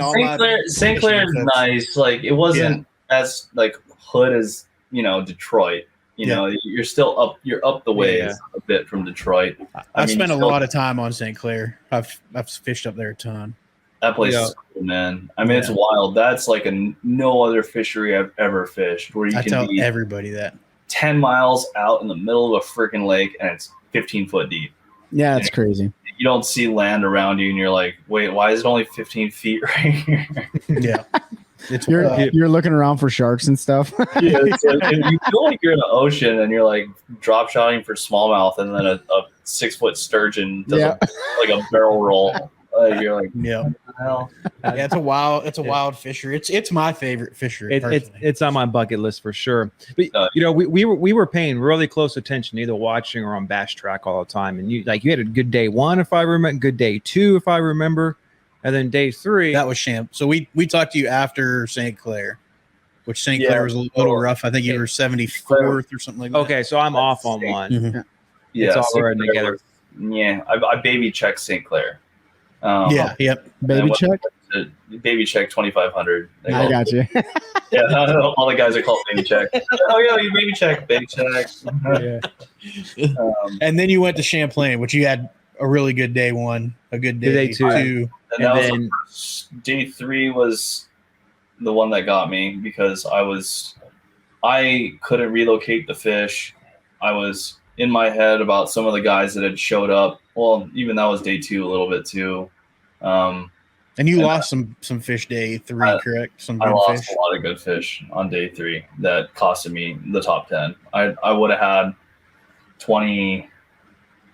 I would have had 20 and some change, or at least. And just by, and it was one of those deals where you can be on the right fish, you can be on the right pattern, and then it just doesn't happen. And so it's fishing.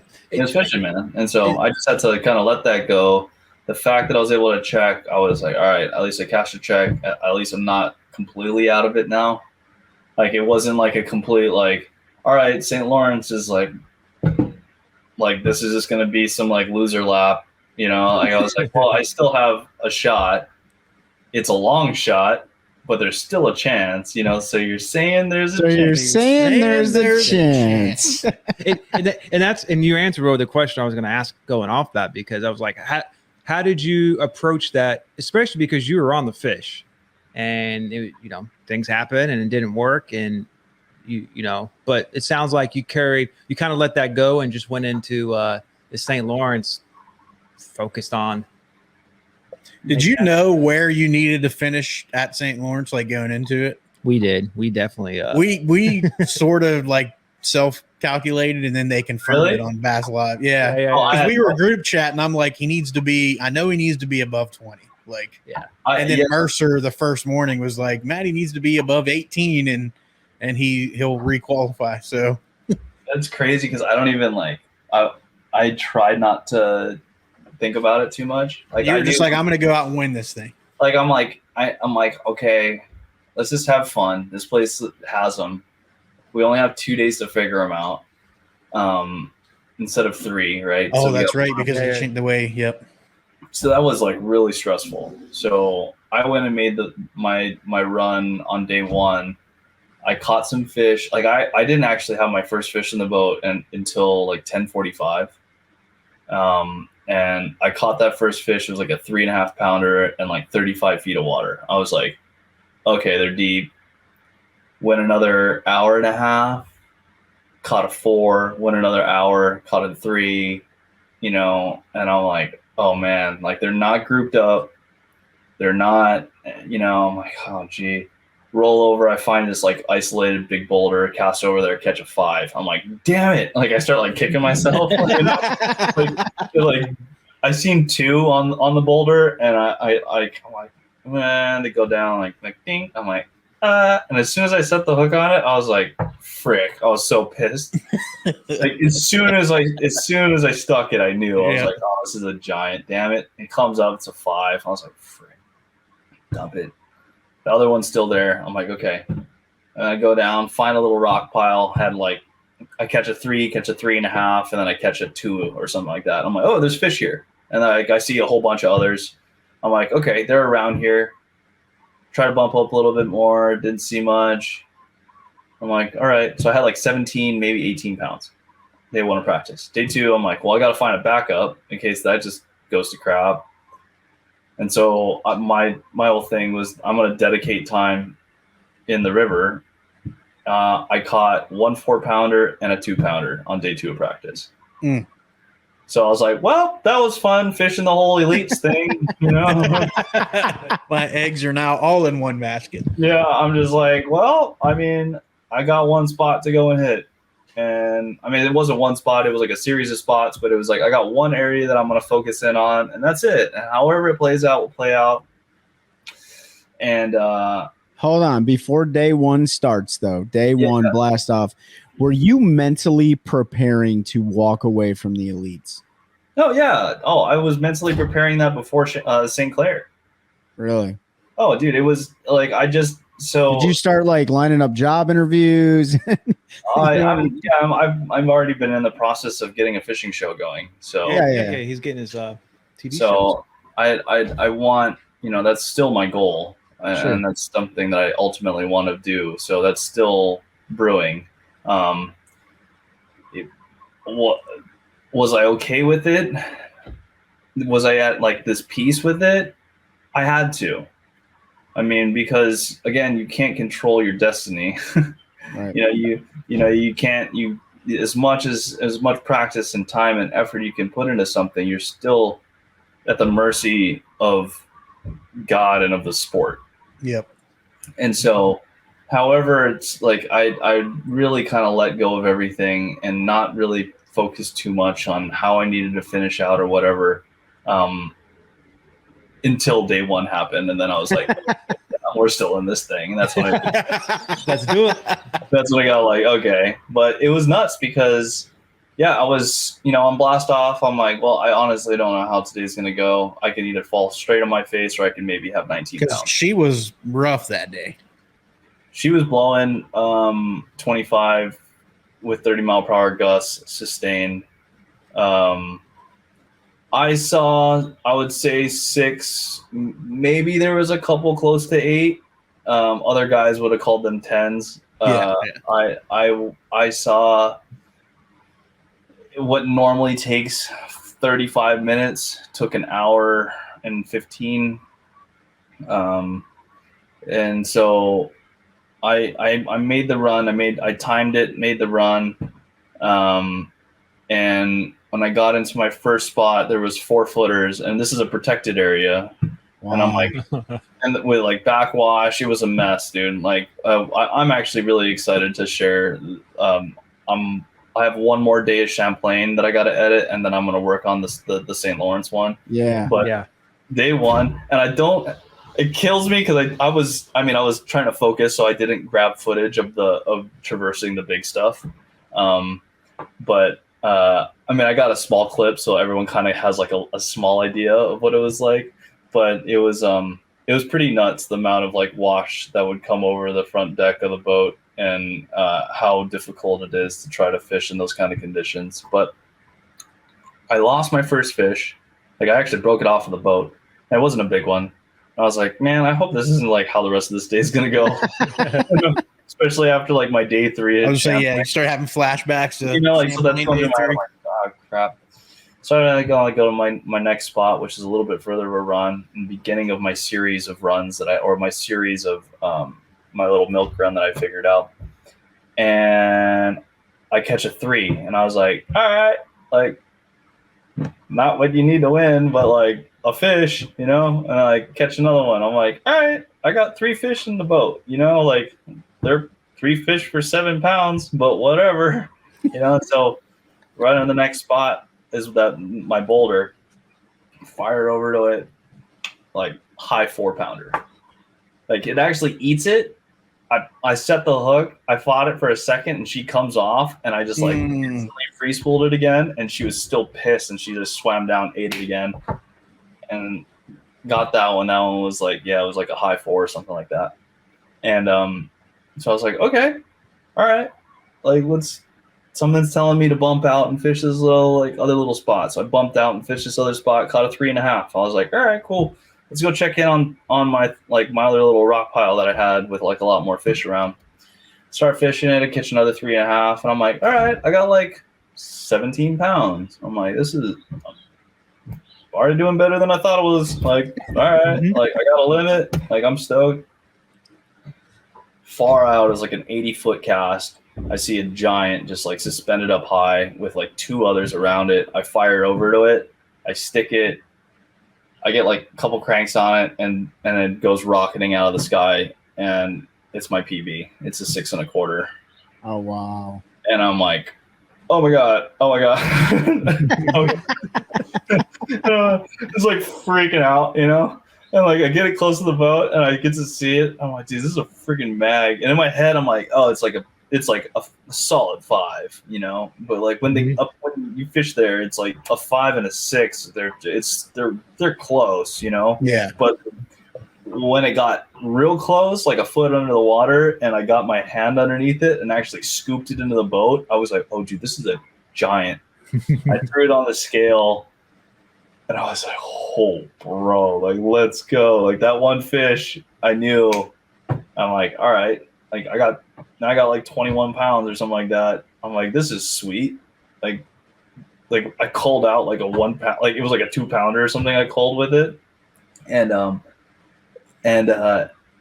I catch another high 5, one like just shy of 6 off the same pile. And I'm like, dude, what the heck? Like I only caught like 3s and 3.5s. Like this is insane.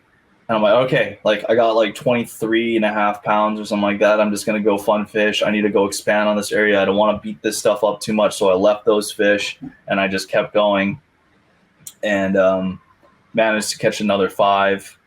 And however it shakes out, I don't want to give away all the details because you guys can see it on my YouTube. Yeah. We're going to watch it. We're going to watch it for sure. But then, call up, and I think I weighed 25.10 on day 1, sitting in 6th place, tied with Kyle Welsher, and I was like, oh dang, like all right, like we in this. And I knew that, I don't know, I'm like, okay, well maybe they'll still be like, I know now, okay, for sure this is my area. I'm not going to stop short of it where I did and I lost a fish. I'm like, I'm just going to go straight to my area. I'm going to let my first, the others, it was actually my 2nd spot on my milk run rest for an entire day. And I went straight to my spot where one, I had the big boulder, and the other one where I had, it was like a rock pile with all those fish, and I caught the 6 on. I go through, start picking them up. And day 2 managed to scrape together, I think it was like 19 something. It was like high 19. It was like 1910, or I forgot exactly what it was. It could have been 20. I don't know. Yeah, but it was 19 something, I believe.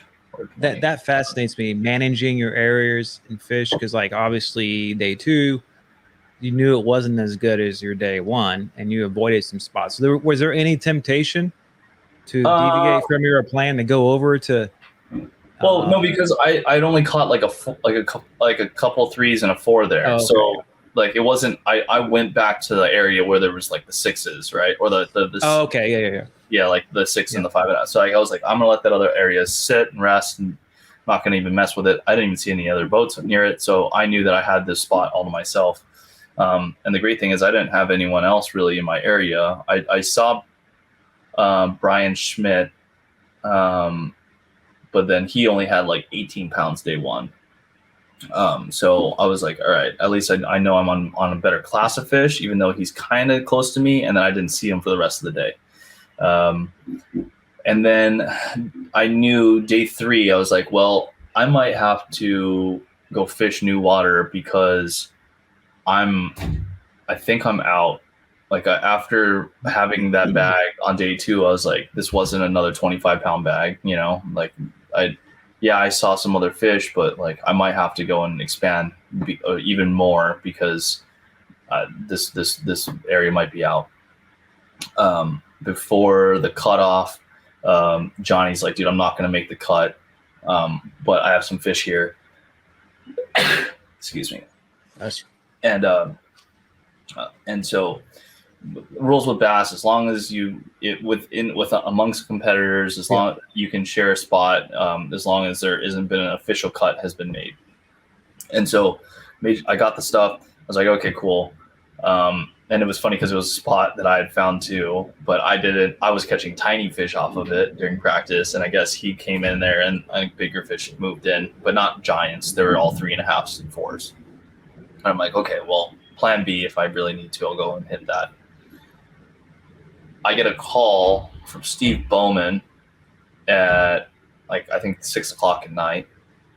And he's like, hey man, I'm bummed that you won't be with me on Live Mix tomorrow, but I'm way happier that you're fishing for your career. You have to beat 5 guys tomorrow to stay on the elites. And that was like a conversation that I don't think I'll ever forget, because I was like, well, I was trying to not get all stressed out about the situation and like add unnecessary pressure. But now I actually have a number in my head of the amount of people that I have to beat to stay on the elites. And he's like, you need to move up 5 spots. You're in 19th place. You have to finish in 14th to stay on. I'm like, all right. So in my head, I'm like, I got to bust a bag. I can't just like catch another like 19 pounds because that's not going to cut it. Everyone's bringing in 19 pounds. So, all right, whatever. It is what it is. So day 3, as I'm heading out, I think that's when it got really emotional for me.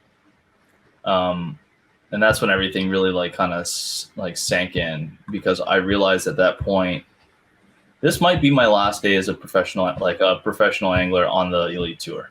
I'm like, this might be my last day competing. This might be my last blast off. Like, I'm just going to enjoy it. And I got the same amount of emotions that I did during the final day fishing on the Ouachita River for the Bass Nation Championship than I did for just trying to requalify on the last tournament, like on the semifinal Saturday on the St. Lawrence.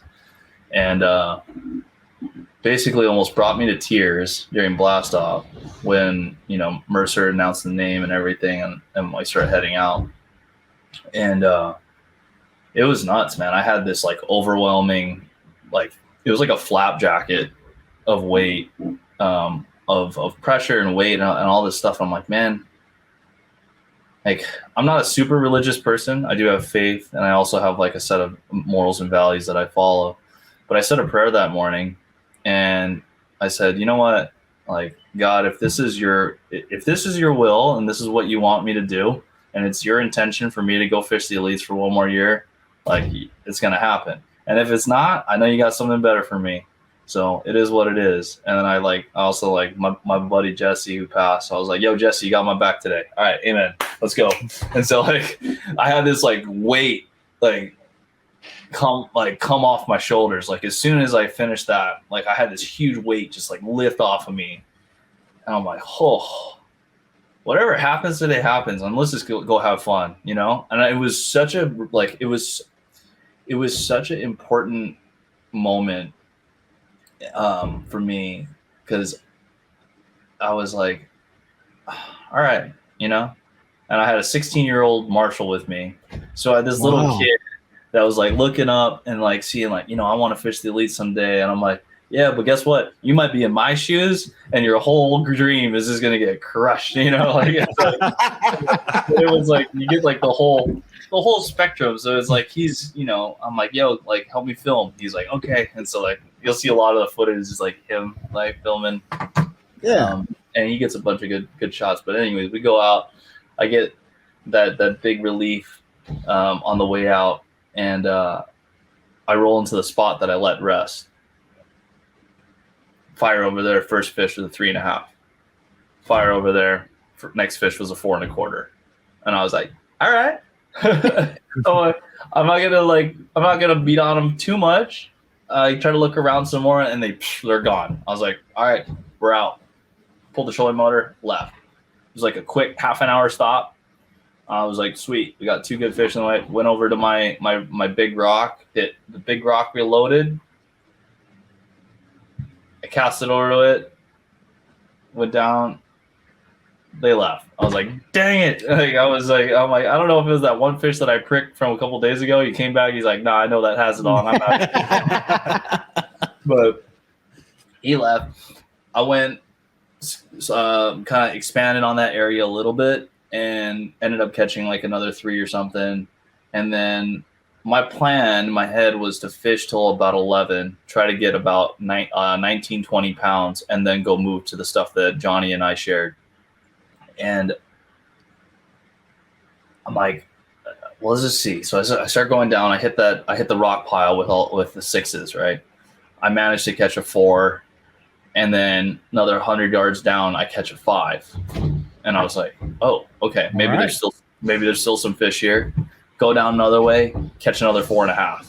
And I was like, okay, shoot, like, you know what? Maybe I won't leave. And I think that was like the best decision, because I stayed I stayed until, I think it was 1. Yeah, it was 1 o'clock. My plan was to stay until 11, but I'm going to let the fish dictate this day and the bite dictate the day. And I stayed till about 1. I managed to catch another 4. And so I had a 5, 2 like high 4s, a high 3, and then another like 4.25 or something like that. So on my scale, it said 21 and a half. And I was like, well, it's better than yesterday. They're still around. Yeah. And I'm like, I know I need to like call up some. Like, I don't like, this might be enough to move up like maybe 3 spots just based on the average. And so I'm like, hey, we're going to go hit that one spot that I was telling you about, my plan B. He's like, all right, cool. So he starts like coming down. I get my snowboard goggles out. And so I got my snowboard goggles out. We're like running through like giant freaking droplets of rain. And this kid's like from St. Lawrence. So he's like, dude, I've seen some crazy stuff. I'm like, I bet you have in your little 16, like span of like 16 years. Like they have like gnarly storms up there. And it was nuts because I'm heading to this spot. It's a long run. It's probably like 20 minutes from where I'm at. And I'm heading over there. And there's this shoal that I see on my map, and I'm like coming up on it. And there's something that just tells me, hey, stop in on this shoal. And like it was in the middle of nowhere, and it was like about halfway to the spot I wanted to actually go to. And I'm like, gotta listen to those. And so I literally came off of it, put the boat down, trolling motor up, started looking around. Within 5 minutes, I see 2 bigs cast over it. It swims down, eats it. Set the hook. It's like a 4.5. And I'm like freaking out. I'm like, I need to get this fish in the boat. And I scoop it, get it in the boat. And I was able to cull that high 3. And so now on my scale, it said like 22 and some change. And so like in my head, I was like, okay, I know Bass's scales were a little heavy at the time. And I'm like, all right, like I think I'll have about 23 pounds. Like I think that should be enough but we're going to keep going for it. We're going to keep grinding. Yeah. At this time, it was 1:55, and I had to start heading back at 2:15 to make it back in time. I start looking around some more, and at 2:00, my trolling motor just goes click, click, completely dead. Dead. I had not killed those trolling motor batteries once all season. I run 2 36-volt, 40-amp-hour powerhouse lithium batteries. I never killed those things. Come to find out later that the outlet that I was plugging into the night before was not working, huh? No. There's also twinkly lights that was also plugged into this, and this is what my girlfriend calls them, is the Twinkly lights? Twinkly lights. She's like, "Oh, babe, there's twinkly lights," and I'm like, "Yeah, there's twinkly lights." She's like, "Okay." So she goes to close up shop at the end of the night. I'm in the shower. She shuts the twinkly lights off. She turns off the twinkly lights, also turning off the charge of my boat. And I'm like, "Babe, you almost costed me my career."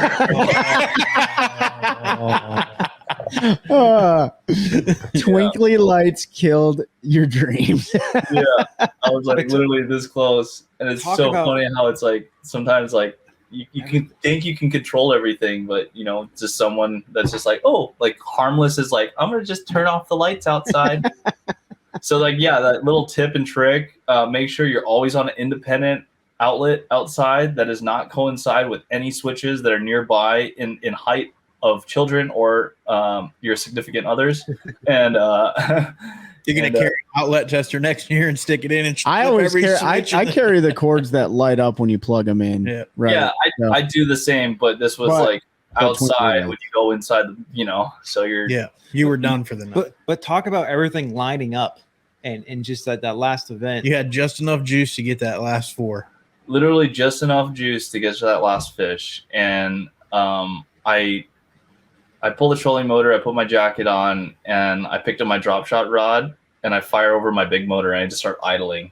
And my marshal's like on Snapchat. He's not supposed to be on Snapchat. He was just like Snapchatting. He's like, look what my pro's doing. And I'm just like, I'm like, oh, there's one. Like, and literally off the big motor and just using my 2D in the back, and dropping on him. I got 2 bites. They actually broke off because of the amount of quagga that are over there, and I think I had too much scope that was out. But I had what I needed. Was able to get back in time, and it was still emotional for me because I didn't know, if I had enough. And it's kind of funny that I had mentioned Greg DePalma in the beginning of the podcast today. And he's grown to be like one of my good friends on tour. And he goes, "Yo, dude, like, how much do you have?" And I'm like, I think I have like 20, on my scale it said 20, like 22-14. And he's like, "Dude, I'll dump my fish right now if that means like you're going to stay in next year." Because we were so close in AOI, He's like, "Dude, like, because I needed to move up, and he would have been one of the guys that I needed to beat to solidify my space." And I was like, "How much do you have?" He's like, "I don't know, like maybe like 20 pounds." I'm like, "What'd you have yesterday?" And we did the calculations, and in my head, I was like, "Oh yeah, no, I got you by like 2 pounds." And he's like, "Dude, I'll dump them, right?" I'm like, "No, dude, you're good. I think I got you." And then like Brandon Polinick was right there, and then and John Kelly was there. He's like, "Wait, what, how much?" And they were all doing the math. They're like, no, I think you're good. So I was like, "Okay, yeah, Greg, don't dump fish." And so Greg actually said it on stage. He's like, "Yo, dude, like, I would have dumped my fish for Matty Wong to stay on tour." And so it meant a lot to me. I didn't hear him say that. And then someone actually coming around and told me later that he actually said it on stage. I was like, that was like the most realist thing that someone could have done. Yeah. As like part of this like fraternity, if you will, of like you develop certain bonds with these guys, and I know for a fact that I have friends like for a lifetime now, just because of like what you actually go through on a day to day when you're actually on tour.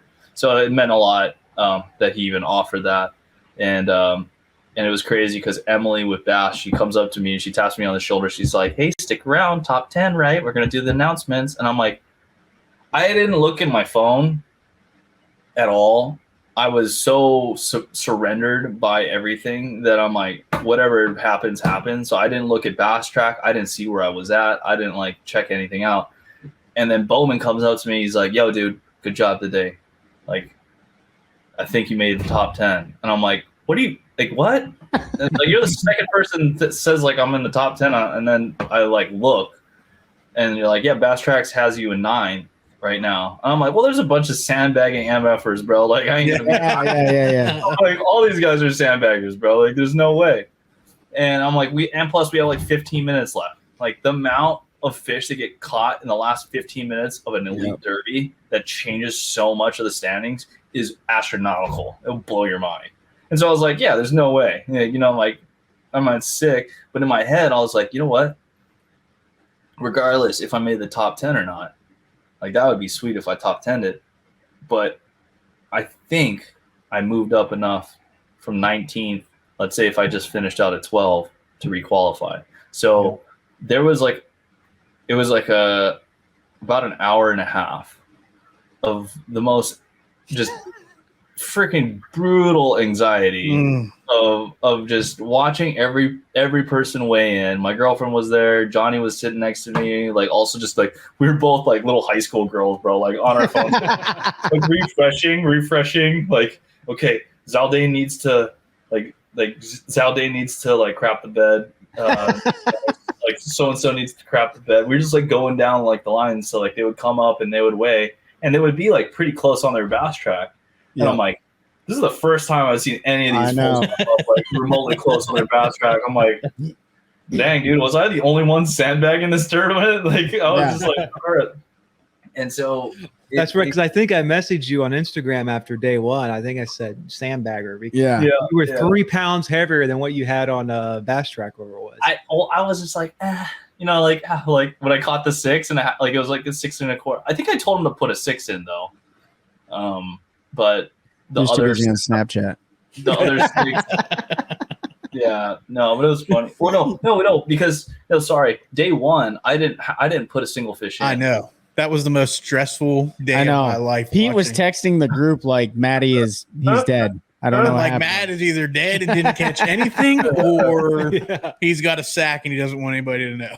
I've learned that if you're by yourself with no marshal, the amount of time that it takes to pull your phone out and enter a fish in for Bass Track will be enough time for you to catch 2 to 3 more fish. Exactly. So it's not worth it. As much as in my heart, I was like, man, I'm going to give all the homies like anxiety today. Like they'll be stoked on like the tail end. And so when I did end up having that bag, I was like, all right, this is going to be fun. Yeah. Yeah. So I think I text you immediately.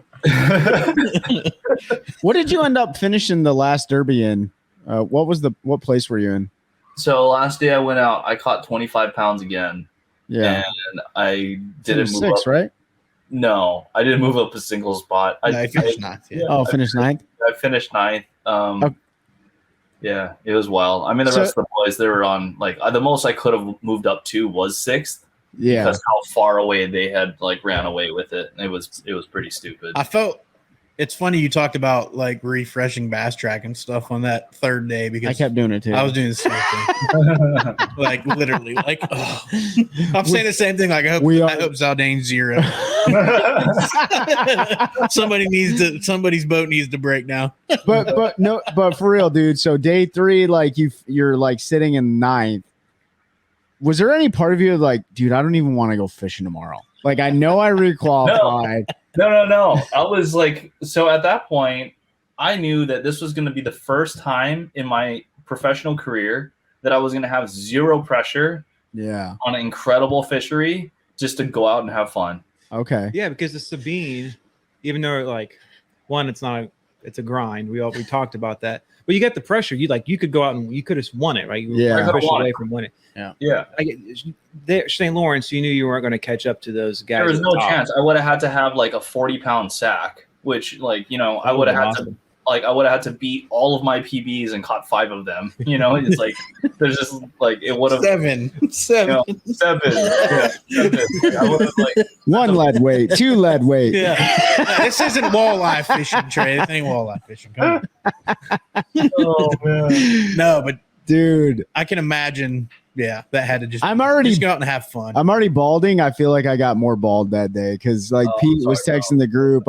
I don't usually watch. I'll catch it, you know, but usually I like to watch the highlights and stuff on YouTube. I don't watch it at work and stuff. But I did that day. I had it pulled up, and I was like, man, this is a scary situation. And you talk here. about like people not sandbagging. You sandbag the entire year, the whole until time. that day 3 when you put your actual weight in.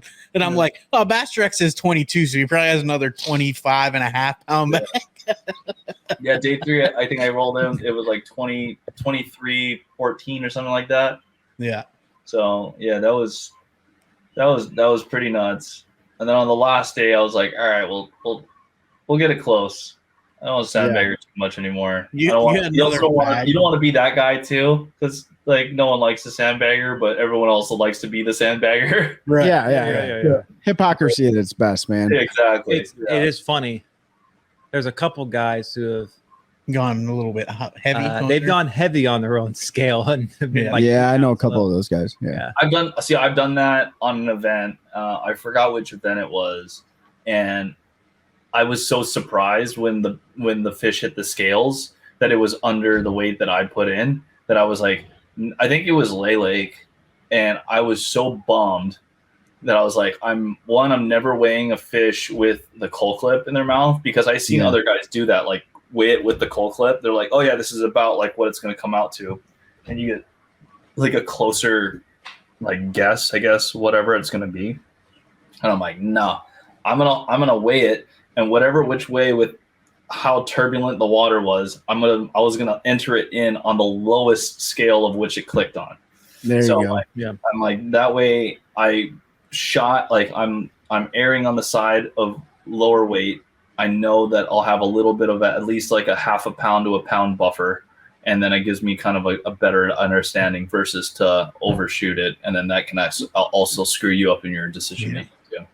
And fish lose weight in the live wells. I know a lot of guys that don't weigh anything until fish number 5, right? You know, you start looking in the live well, you got, you know, crawfish and shad, and I don't know what else they're gonna burp up in there. They but dry out too, some too. So. Yeah. I mean, it's more so that they tense up, right? They tense up and they relax, and then in that relaxing period, they can also throw up rocks. I've had rocks in my live well, you know, crayfish, shad, bluegill, all of it. Yeah, and you can't put any of that stuff back in based on Bass's rules, right? Nope. Yeah. Nope. But I wanted to ask. So what did you do that night, man? Like everything's all wrapped up. Like what did you guys do? You and your girlfriend, did you just go out and get some chow? Did you go back? Wanted to. Bro, trust me, I wanted to. I wanted to go and celebrate. That was the night I wanted to just like soak it in and celebrate. I had to catch a flight Tuesday morning. So I knew I had a full day of work I had to get done prepping my boat out on Monday. So after I literally got my check from Bass, I went back to the Airbnb, we packed our bags, and we drove 6.5 hours back to Ohio after I fished an entire 2 weeks in a row. So that was brutal, dude. It was that was the best drive of the year though, wasn't it? I floated most of the way there, so like the wheels didn't really touch. So that was like meant for great gas mileage, but you know, it was cool. I didn't get on my phone out of respect for my girlfriend in the car with me. Otherwise, I'm just like writing like you know, novels, you know, like if I'm driving by myself. But then I'm like, hey babe, like respond to this, you know, or hey babe, respond to this, you know, like. But besides that, like I didn't really touch my phone.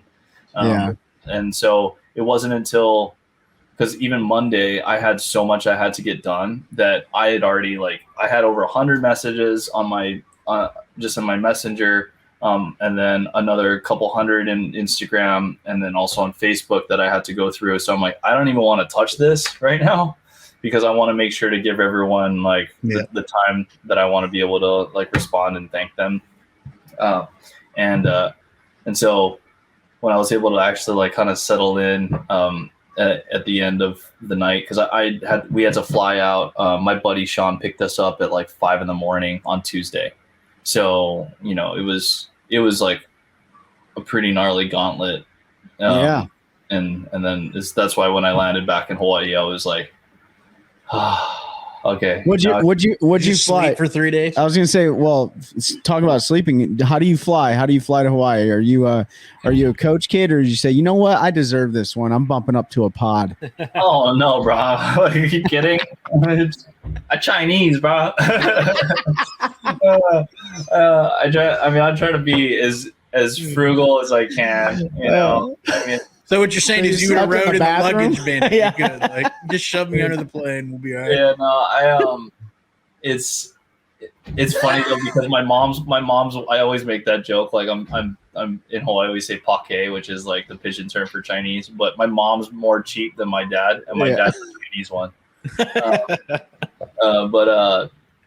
Yeah, you know, I think now that I'm home, I've been treating myself to the things that I enjoy, like the expensive restaurant that I like that I would only go to like once a year. You know, I went there. I went to the tackle shop and bought a couple rods and a couple reels, like those things that, because I haven't been spending money on tour. Like I've been really, really good when it comes to like only really getting the necessities that I need, and then just trying to save as much money as I can. And so.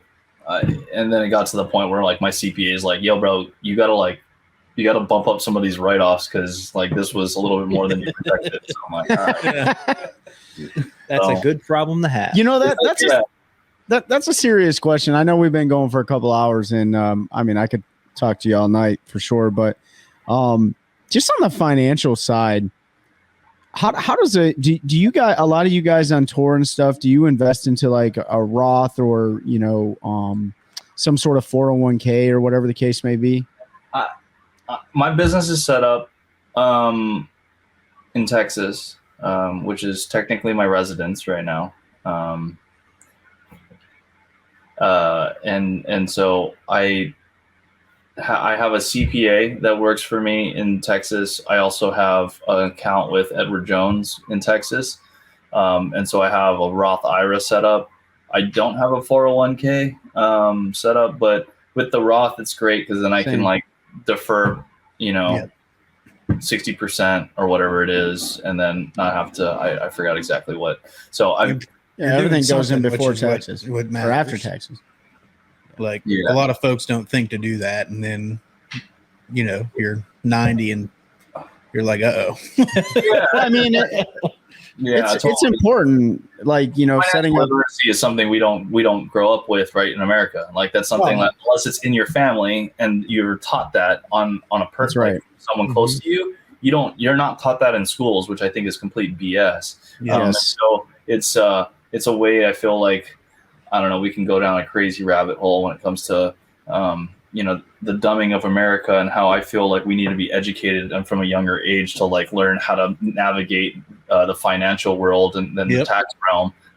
But, you know, I feel like I tell anyone that I'm mentoring, I tell them, hey, start by put money away. Yeah, you have your savings account, but yes, start like a Roth IRA, start something else. Because if I started when I was in my 20s, I would also have, you can compound that, you know, 10 times than when you start when I was like my age, when I was freaking 33, you know? And so kicking myself, you know, but I'm like, whatever. Now I'm able to take money that I would have otherwise gave away to the government to now give it to myself for the future.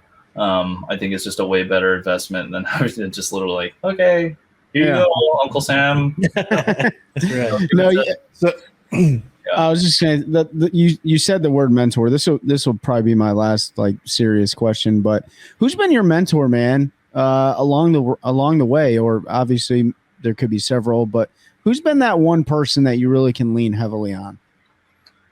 It's a group of people. Is it? Yeah, it really is. I don't think, you know, it's funny because I have friends in Japan. I know like Taku is like this. He has like they calls him their master. It's like, oh yeah, my master, master so and so son. Like that's the person that really taught him or whatever.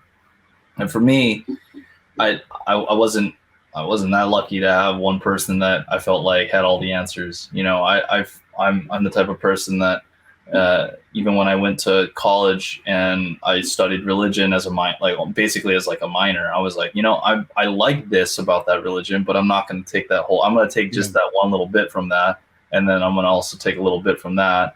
But then, with the backbone of this, but then also when it comes to people that are mentoring me, like I have my friend Chris, who's like a financial advisor genius, who's you hear the guy speak and you feel like motivated to go and take over the world.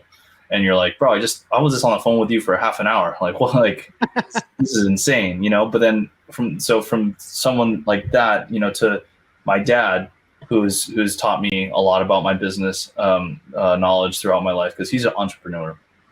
And then, people that on the other side where it's more so emotional knowledge. So my mom, when it comes to emotional knowledge, and then also other people that are in my life, because I feel like to be more well-rounded, you not only have to be financially intelligent and, on an educational standpoint, but then you also have to be emotionally intelligent and in tune as well.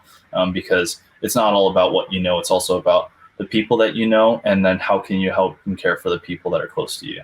Yep. And without emotional intelligence, there's no way that you can pick up on those things and subtleties. So I'm really grateful that I also have like a really core group of friends that are actually my filmmaking friends. Went back to my filmmaking days, and we always check in on each other, and we always say like, one, it's like I appreciate you guys, one, but two, hey, what are we doing to better ourselves?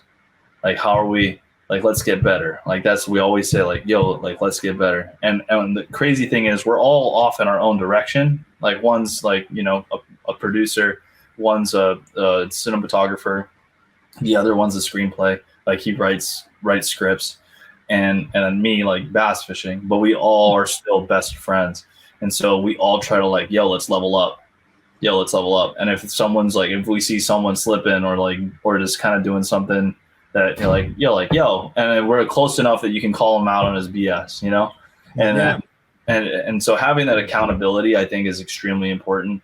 Where you surround yourself with people that are always trying to strive to like just do better, and whatever that is. It doesn't have to be like, yo, I'm just trying to do better because I want to make the most money in the world. It's like, no, I'm trying to do better because like I'm like my girlfriend, for instance, she inspires me all the time. She's like, okay, I'm gonna go volunteer this week, and then next week I'm spearheading this organization meeting, and I'm like, how do you like get this time, like that motivation to go out and just selflessly give your time away to go and do beach cleanups or whatever? And so right. I've learned a tremendous amount from her as well. So I feel like I'm very grateful to have a decent list of people that have mentored me throughout the years, and still do. And I think it's important that everyone kind of keeps a group of friends that are all trying to progress in their life and not try to be stagnant. And I think it was like a Winston Churchill like quote or something like that. Like, a man is defined by the fellowship he keeps. And I think it doesn't hold like that holds so much validity. And I try to really live by that, because if you're running around with a bunch of dudes that are just trying to like get drunk all the time and like burn shit down or whatever, like I versus like guys that are like, yo, like I'm trying to get better, whether it's like I'm just trying to get better at fishing, like I'm just trying to get better at this, like it's as long as you're surrounding yourself with people that are just trying to, whether that's bettering the people around them in their communities, whether it's bettering their own skills, or if they're just trying to help other people, bro, like that's just what I like to encourage, and at least what I'd like to keep close to myself. So no, man, that's good stuff. I always tell the guys, like, hey, if you're the smartest person in the room, you're in the wrong room. You need to find another room, right? Oh, 100%. And so that coincides with what you were saying. I appreciate it.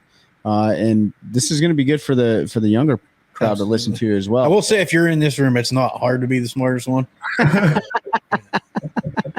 Ben probably took offense to that. No, I'm just kidding. But all right, let's get a little less serious. So the 2024 schedule's out. You're obviously fishing again. What lake are you most excited about? And I'm going to say, let me guess. I would say Fork, because you're going pre-spawn and there's probably going to be a big bait bite. I get nervous with that stuff. Yeah. Because it's what you like to do. It's like superstitious. Like you don't want to say anything. Yeah, I don't want to say it because I can go there and I'll be on a drop shot bite. The good news this year, unless something crazy happens, you probably won't need to do a lot of bed fishing. Yeah. I am so grateful. Yeah. I'm so grateful for the way that this season, Schedule. the schedule, I knock on wood, I need to find something. There's a bunk bed right there. I got you. That knock on wood, we have a frigid cold freaking winter, and it just pushes that pre-spawn through, and we don't have like bass that pull up on beds in any of these events because I hate bed fishing tournaments. Yeah. Understandable. I know some guys love it. I personally, for the sport and for the fisheries and the bass, we shouldn't have bed fishing tournaments, hands down. And even if it's like way release, it's still a bed fishing tournament. You're still pressuring a fish that's trying to spawn and reproduce, and the amount of pressure that you put on those fish and the amount of stress that they go through, it just doesn't make sense if we're trying to prolong the life of the sport. So Right. I know some guys will say different, well, but I'm like, whatever, that's how I feel, and that's my personal opinion, so suck it. But it's America, you're allowed to have a different. Well, that's when, that's finding the healthy balance between entertainment and, conservation, right? That's there's a healthy balance with it, and you're never going to make everybody happy. But I tend to agree with that. The spawn tournaments, man, like there's one every single weekend. There's one every single day almost. You know what I'm saying? So will it have an effect? I'm sure it will in some capacity. Oh, Just don't know totally. how much. I mean, think about it. The amount of bluegill that can rush onto a bed and eat eggs, or the amount one turtle can do on a bed after the male gets pulled off, or after a female gets pulled off in an area, or if a female was going to lay on an area and she's like an 8 or a 10, she gets caught. You're going to potentially kill all those eggs. Well, stunt or even prevent her from even wanting to lay. And then if those go dormant, or if she'll die also. If they will literally just rot out, and then she'll die if she doesn't lay those eggs. So it's pretty wild, man. Yeah, so I'm looking forward to Fork. I heard Wheeler's pretty sweet, so I want to go and pre-fish Wheeler. I also heard Toledo is also going to be that's one that's been on my bucket list for a while. And the grass is back in Toledo. That's what I hear. So I'm excited for that one too. And then also to go back up north to Champlain and St. Lawrence. Yeah, why would you not want to be so happy to go back up there? Yeah, but it's crazy. Champlain will be launching out of the same spot. St. Lawrence, now we just added an hour and 20 minutes to a run, which kind of pisses me off. But I get it. It is what it is. I'm not going to fish the river. It's just not what I don't think it's going to be one there. I don't think that it's the deal. But it is what it is. So.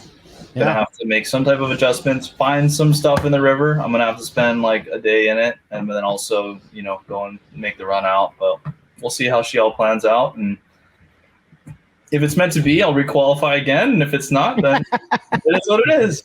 Yeah, but you get to drop your worst year now, right? Since you that's 5 years. Oh, that's 5 years. Yeah, okay, one for every 5. So basically, you have a 5-year probationary period, essentially, huh? Yeah, which is brutal. 5-year fish for your life period. That is brutal. A lot of guys don't even make it to that. We'll be there with you every step of the way. Maybe not literally, but we will be there. We will be some cheese. I'm definitely going to go hang out at Murray that week. I'm probably going to mark. Yeah, dude. I Oh, keep hell saying yeah. I'm going to Marshall every year, and it's like Murray's Dude, close. do it, man. Murray's sick. Yeah. I'm really looking forward to going back to Murray too. Murray's another one that I really enjoy fishing. And that time of year, I think they'll be mostly post spawn. The herring will be going. Yeah. And I love that style of fishing. Yeah. I remember a few years ago, it's been, I don't know, 6-7 years ago, maybe longer than that at Murray. They had one of like post spawn tournaments early summer. And I forget the topwater bait. Oh, it's the big pencil popper, right? It's Yeah. one, well, I forget Yeah. the specific brand, but You couldn't find one in the entire continental U.S. What's it, the Ima or is it the Seville? The Seville one. Yeah. Oh yeah, That was one somebody went out there and caught. They wanted only throwing that bait. You couldn't find one for a the year. magic swimmer. Now everyone and their mom has one. Dude, they wouldn't even touch it when I was there. Yeah. Really? Yeah. I had friends that like had them custom painted. So Johnny had a few custom painted, like a bunch of guys, like everyone had one tied on. And it was the funniest thing because like you go down, like you turn a corner, you just see like a segmented Sebile just like flutter like through the wind. You're like, I know what I'm not throwing. Yeah. So, A wacky rig Senko. yeah, That's all that you place need. is fun though. That place is Yeah. a lot of fun. Definitely. I learned some cool tricks about that place that I'll definitely implement again this year. Yeah, I definitely liked watching your YouTube stuff, man. Like that's really educational and informative. So definitely keep doing that because everyone's YouTube stuff, like, yeah, does it look the same? Sure, but there's people that you like and there's people that you just don't want to watch, and you're one that I like. So just keep doing that. Please. Thanks, man. Yeah. Thanks, Trey. Appreciate it. I'm just stealing all your waypoints. I'm just letting you know. No big deal. Good luck. Yeah. But yeah, man. Well, before we wrap it up, you guys got anything else that you want to hit? This is just part 2. We need a part 3 Probably be too. part 3. It's part 3 because we got some Part more stuff to wrap 4 about. and 5 and 10. We're just gonna keep doing this. We're gonna have the Matty Wong series, man. Yeah. Like that's the way we're gonna do it. You Just know gonna what I have mean? you once a month. Jump on. We're gonna talk about all kinds of stuff. Yeah, for sure. Matty, plug it up, dude. Who do you want to give a shout out to, especially after this season? Well, I mean, I got to do the obligatory sponsor thing. Absolutely. So I'm gonna, so I don't forget anyone. Yeah, you gotta have the list, man. That's have the list. That's how you know you're a pro. Well, yeah, because like I've definitely done this before, and I'm like, dang, dude, this is like not good. But okay, so Mega Bass for sure. Like the top, I would say Mega Bass has been incredible. Not only their baits, but the way that they support me, the whole crew and the whole team in Mega Bass. I wouldn't be able to like fish the past 2 seasons if it wasn't for them. So huge shout out to Mega Bass. Lateral Vision. You guys have been wearing the swag, which I really appreciate it. Seriously, man. And so Lateral Vision, they were able to step up tremendously the past 2 years and support me. They won't be able to continue on for my 3rd season. And I completely understand where they're coming from. My buddy is having a kid who's one of the owners over there. And for the size of the company and what they were able to do for me, it was insane how they were able to support me. So I just am so grateful for what they're able to do. Thankfully, they'll still be able to do my personal releases. So I'm still going to do my Matty Wong capsules. I will have a spicy meatball shirt coming out. Heck yeah. So a huge shout out to Lateral Vision for being with me like every step of the way. And but then I also opens up the realm for new clothing sponsor. If anyone's out there listening. Olukai shoes and slippers. Honestly, I think the best in the business when it comes to comfortable sandals and on and off the water shoe wear. Yeti. I mean, can't say enough about how dope all Yeti stuff is. I mean, it's literally the best built, strongest like drinkware coolers and bags that they make. Is incredible. Bait Fuel and Freedom Jigs with American Bait Works. The crew over there. Again, incredible team. Everyone on their pro staff is stout, and they're just a really, really good team to be a part of and a great company. Dakine and Vertra. and that's cool because that kind of like hits close to home with Decline being from Maui originally, and now they're based out of Southern California, and Vertra also, which is a sunscreen company.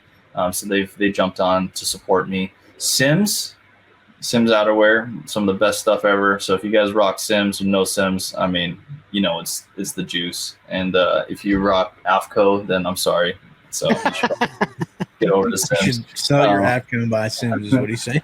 I don't have that. You know, Bastrix is a local company in Ventura, California. My buddy Brian runs Bastrix, and they've been a huge support to me. And they make incredible soft baits that are, I think that they're second to none. You can't find something to replicate it. So huge shout out to Bastrix and the crew there. Gamakatsu hooks.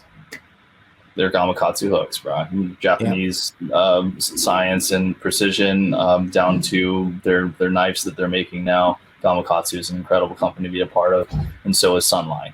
And Sunline's a company that I've been with for a really long time, and now to be on their pro staff means a lot. That's the only line that I trust, honestly, and everything that I run is Sunline.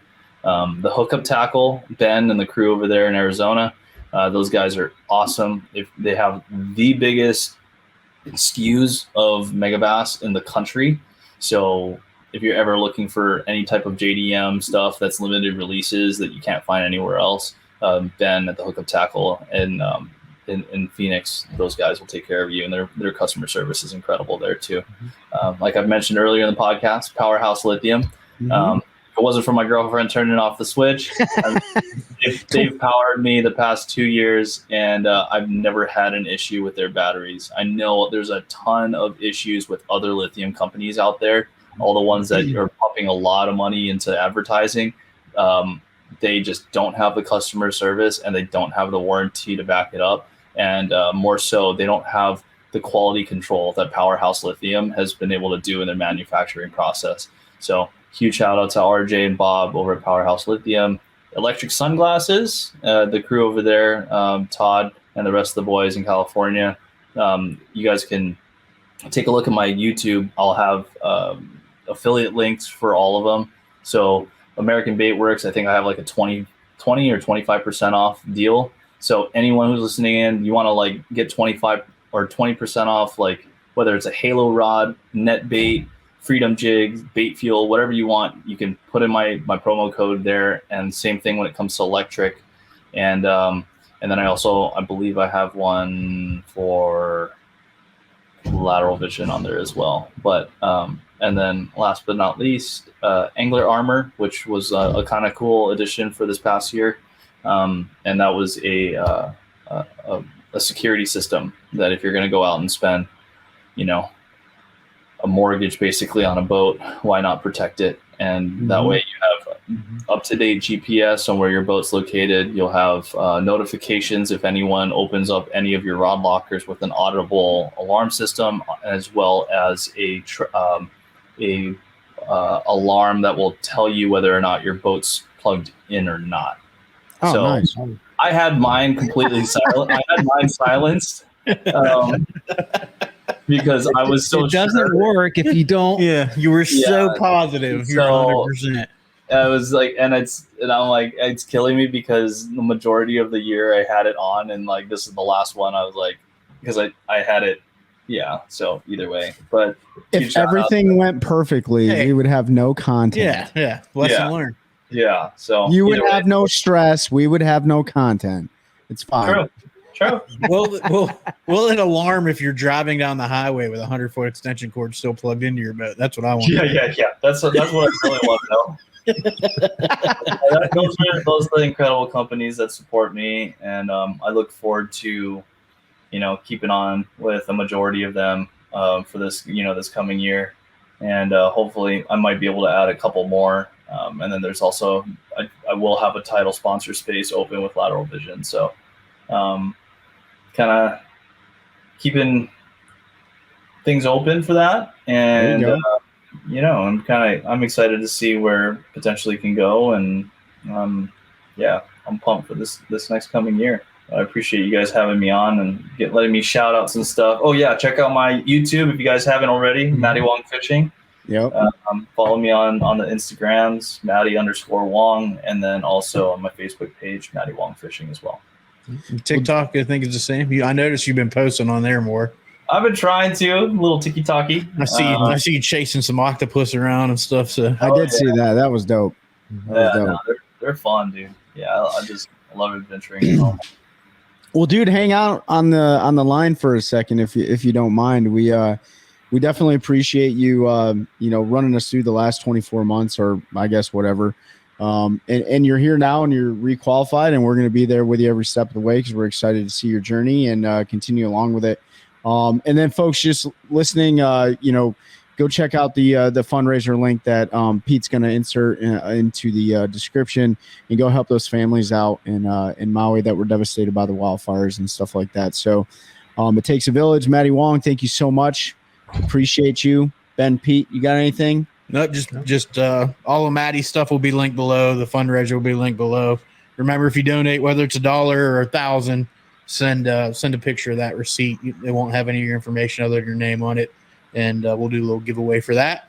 That's right. And we'll prove what we're out here to do, and that's to grow a culture of anglers helping anglers one cast at a time. That's a good one. That's a good one. Oh God, it's a toad, son. It's a toad, dude. Let's go. I wake up to a little bit of drool on my pillow, feel like it's gonna be a bad day.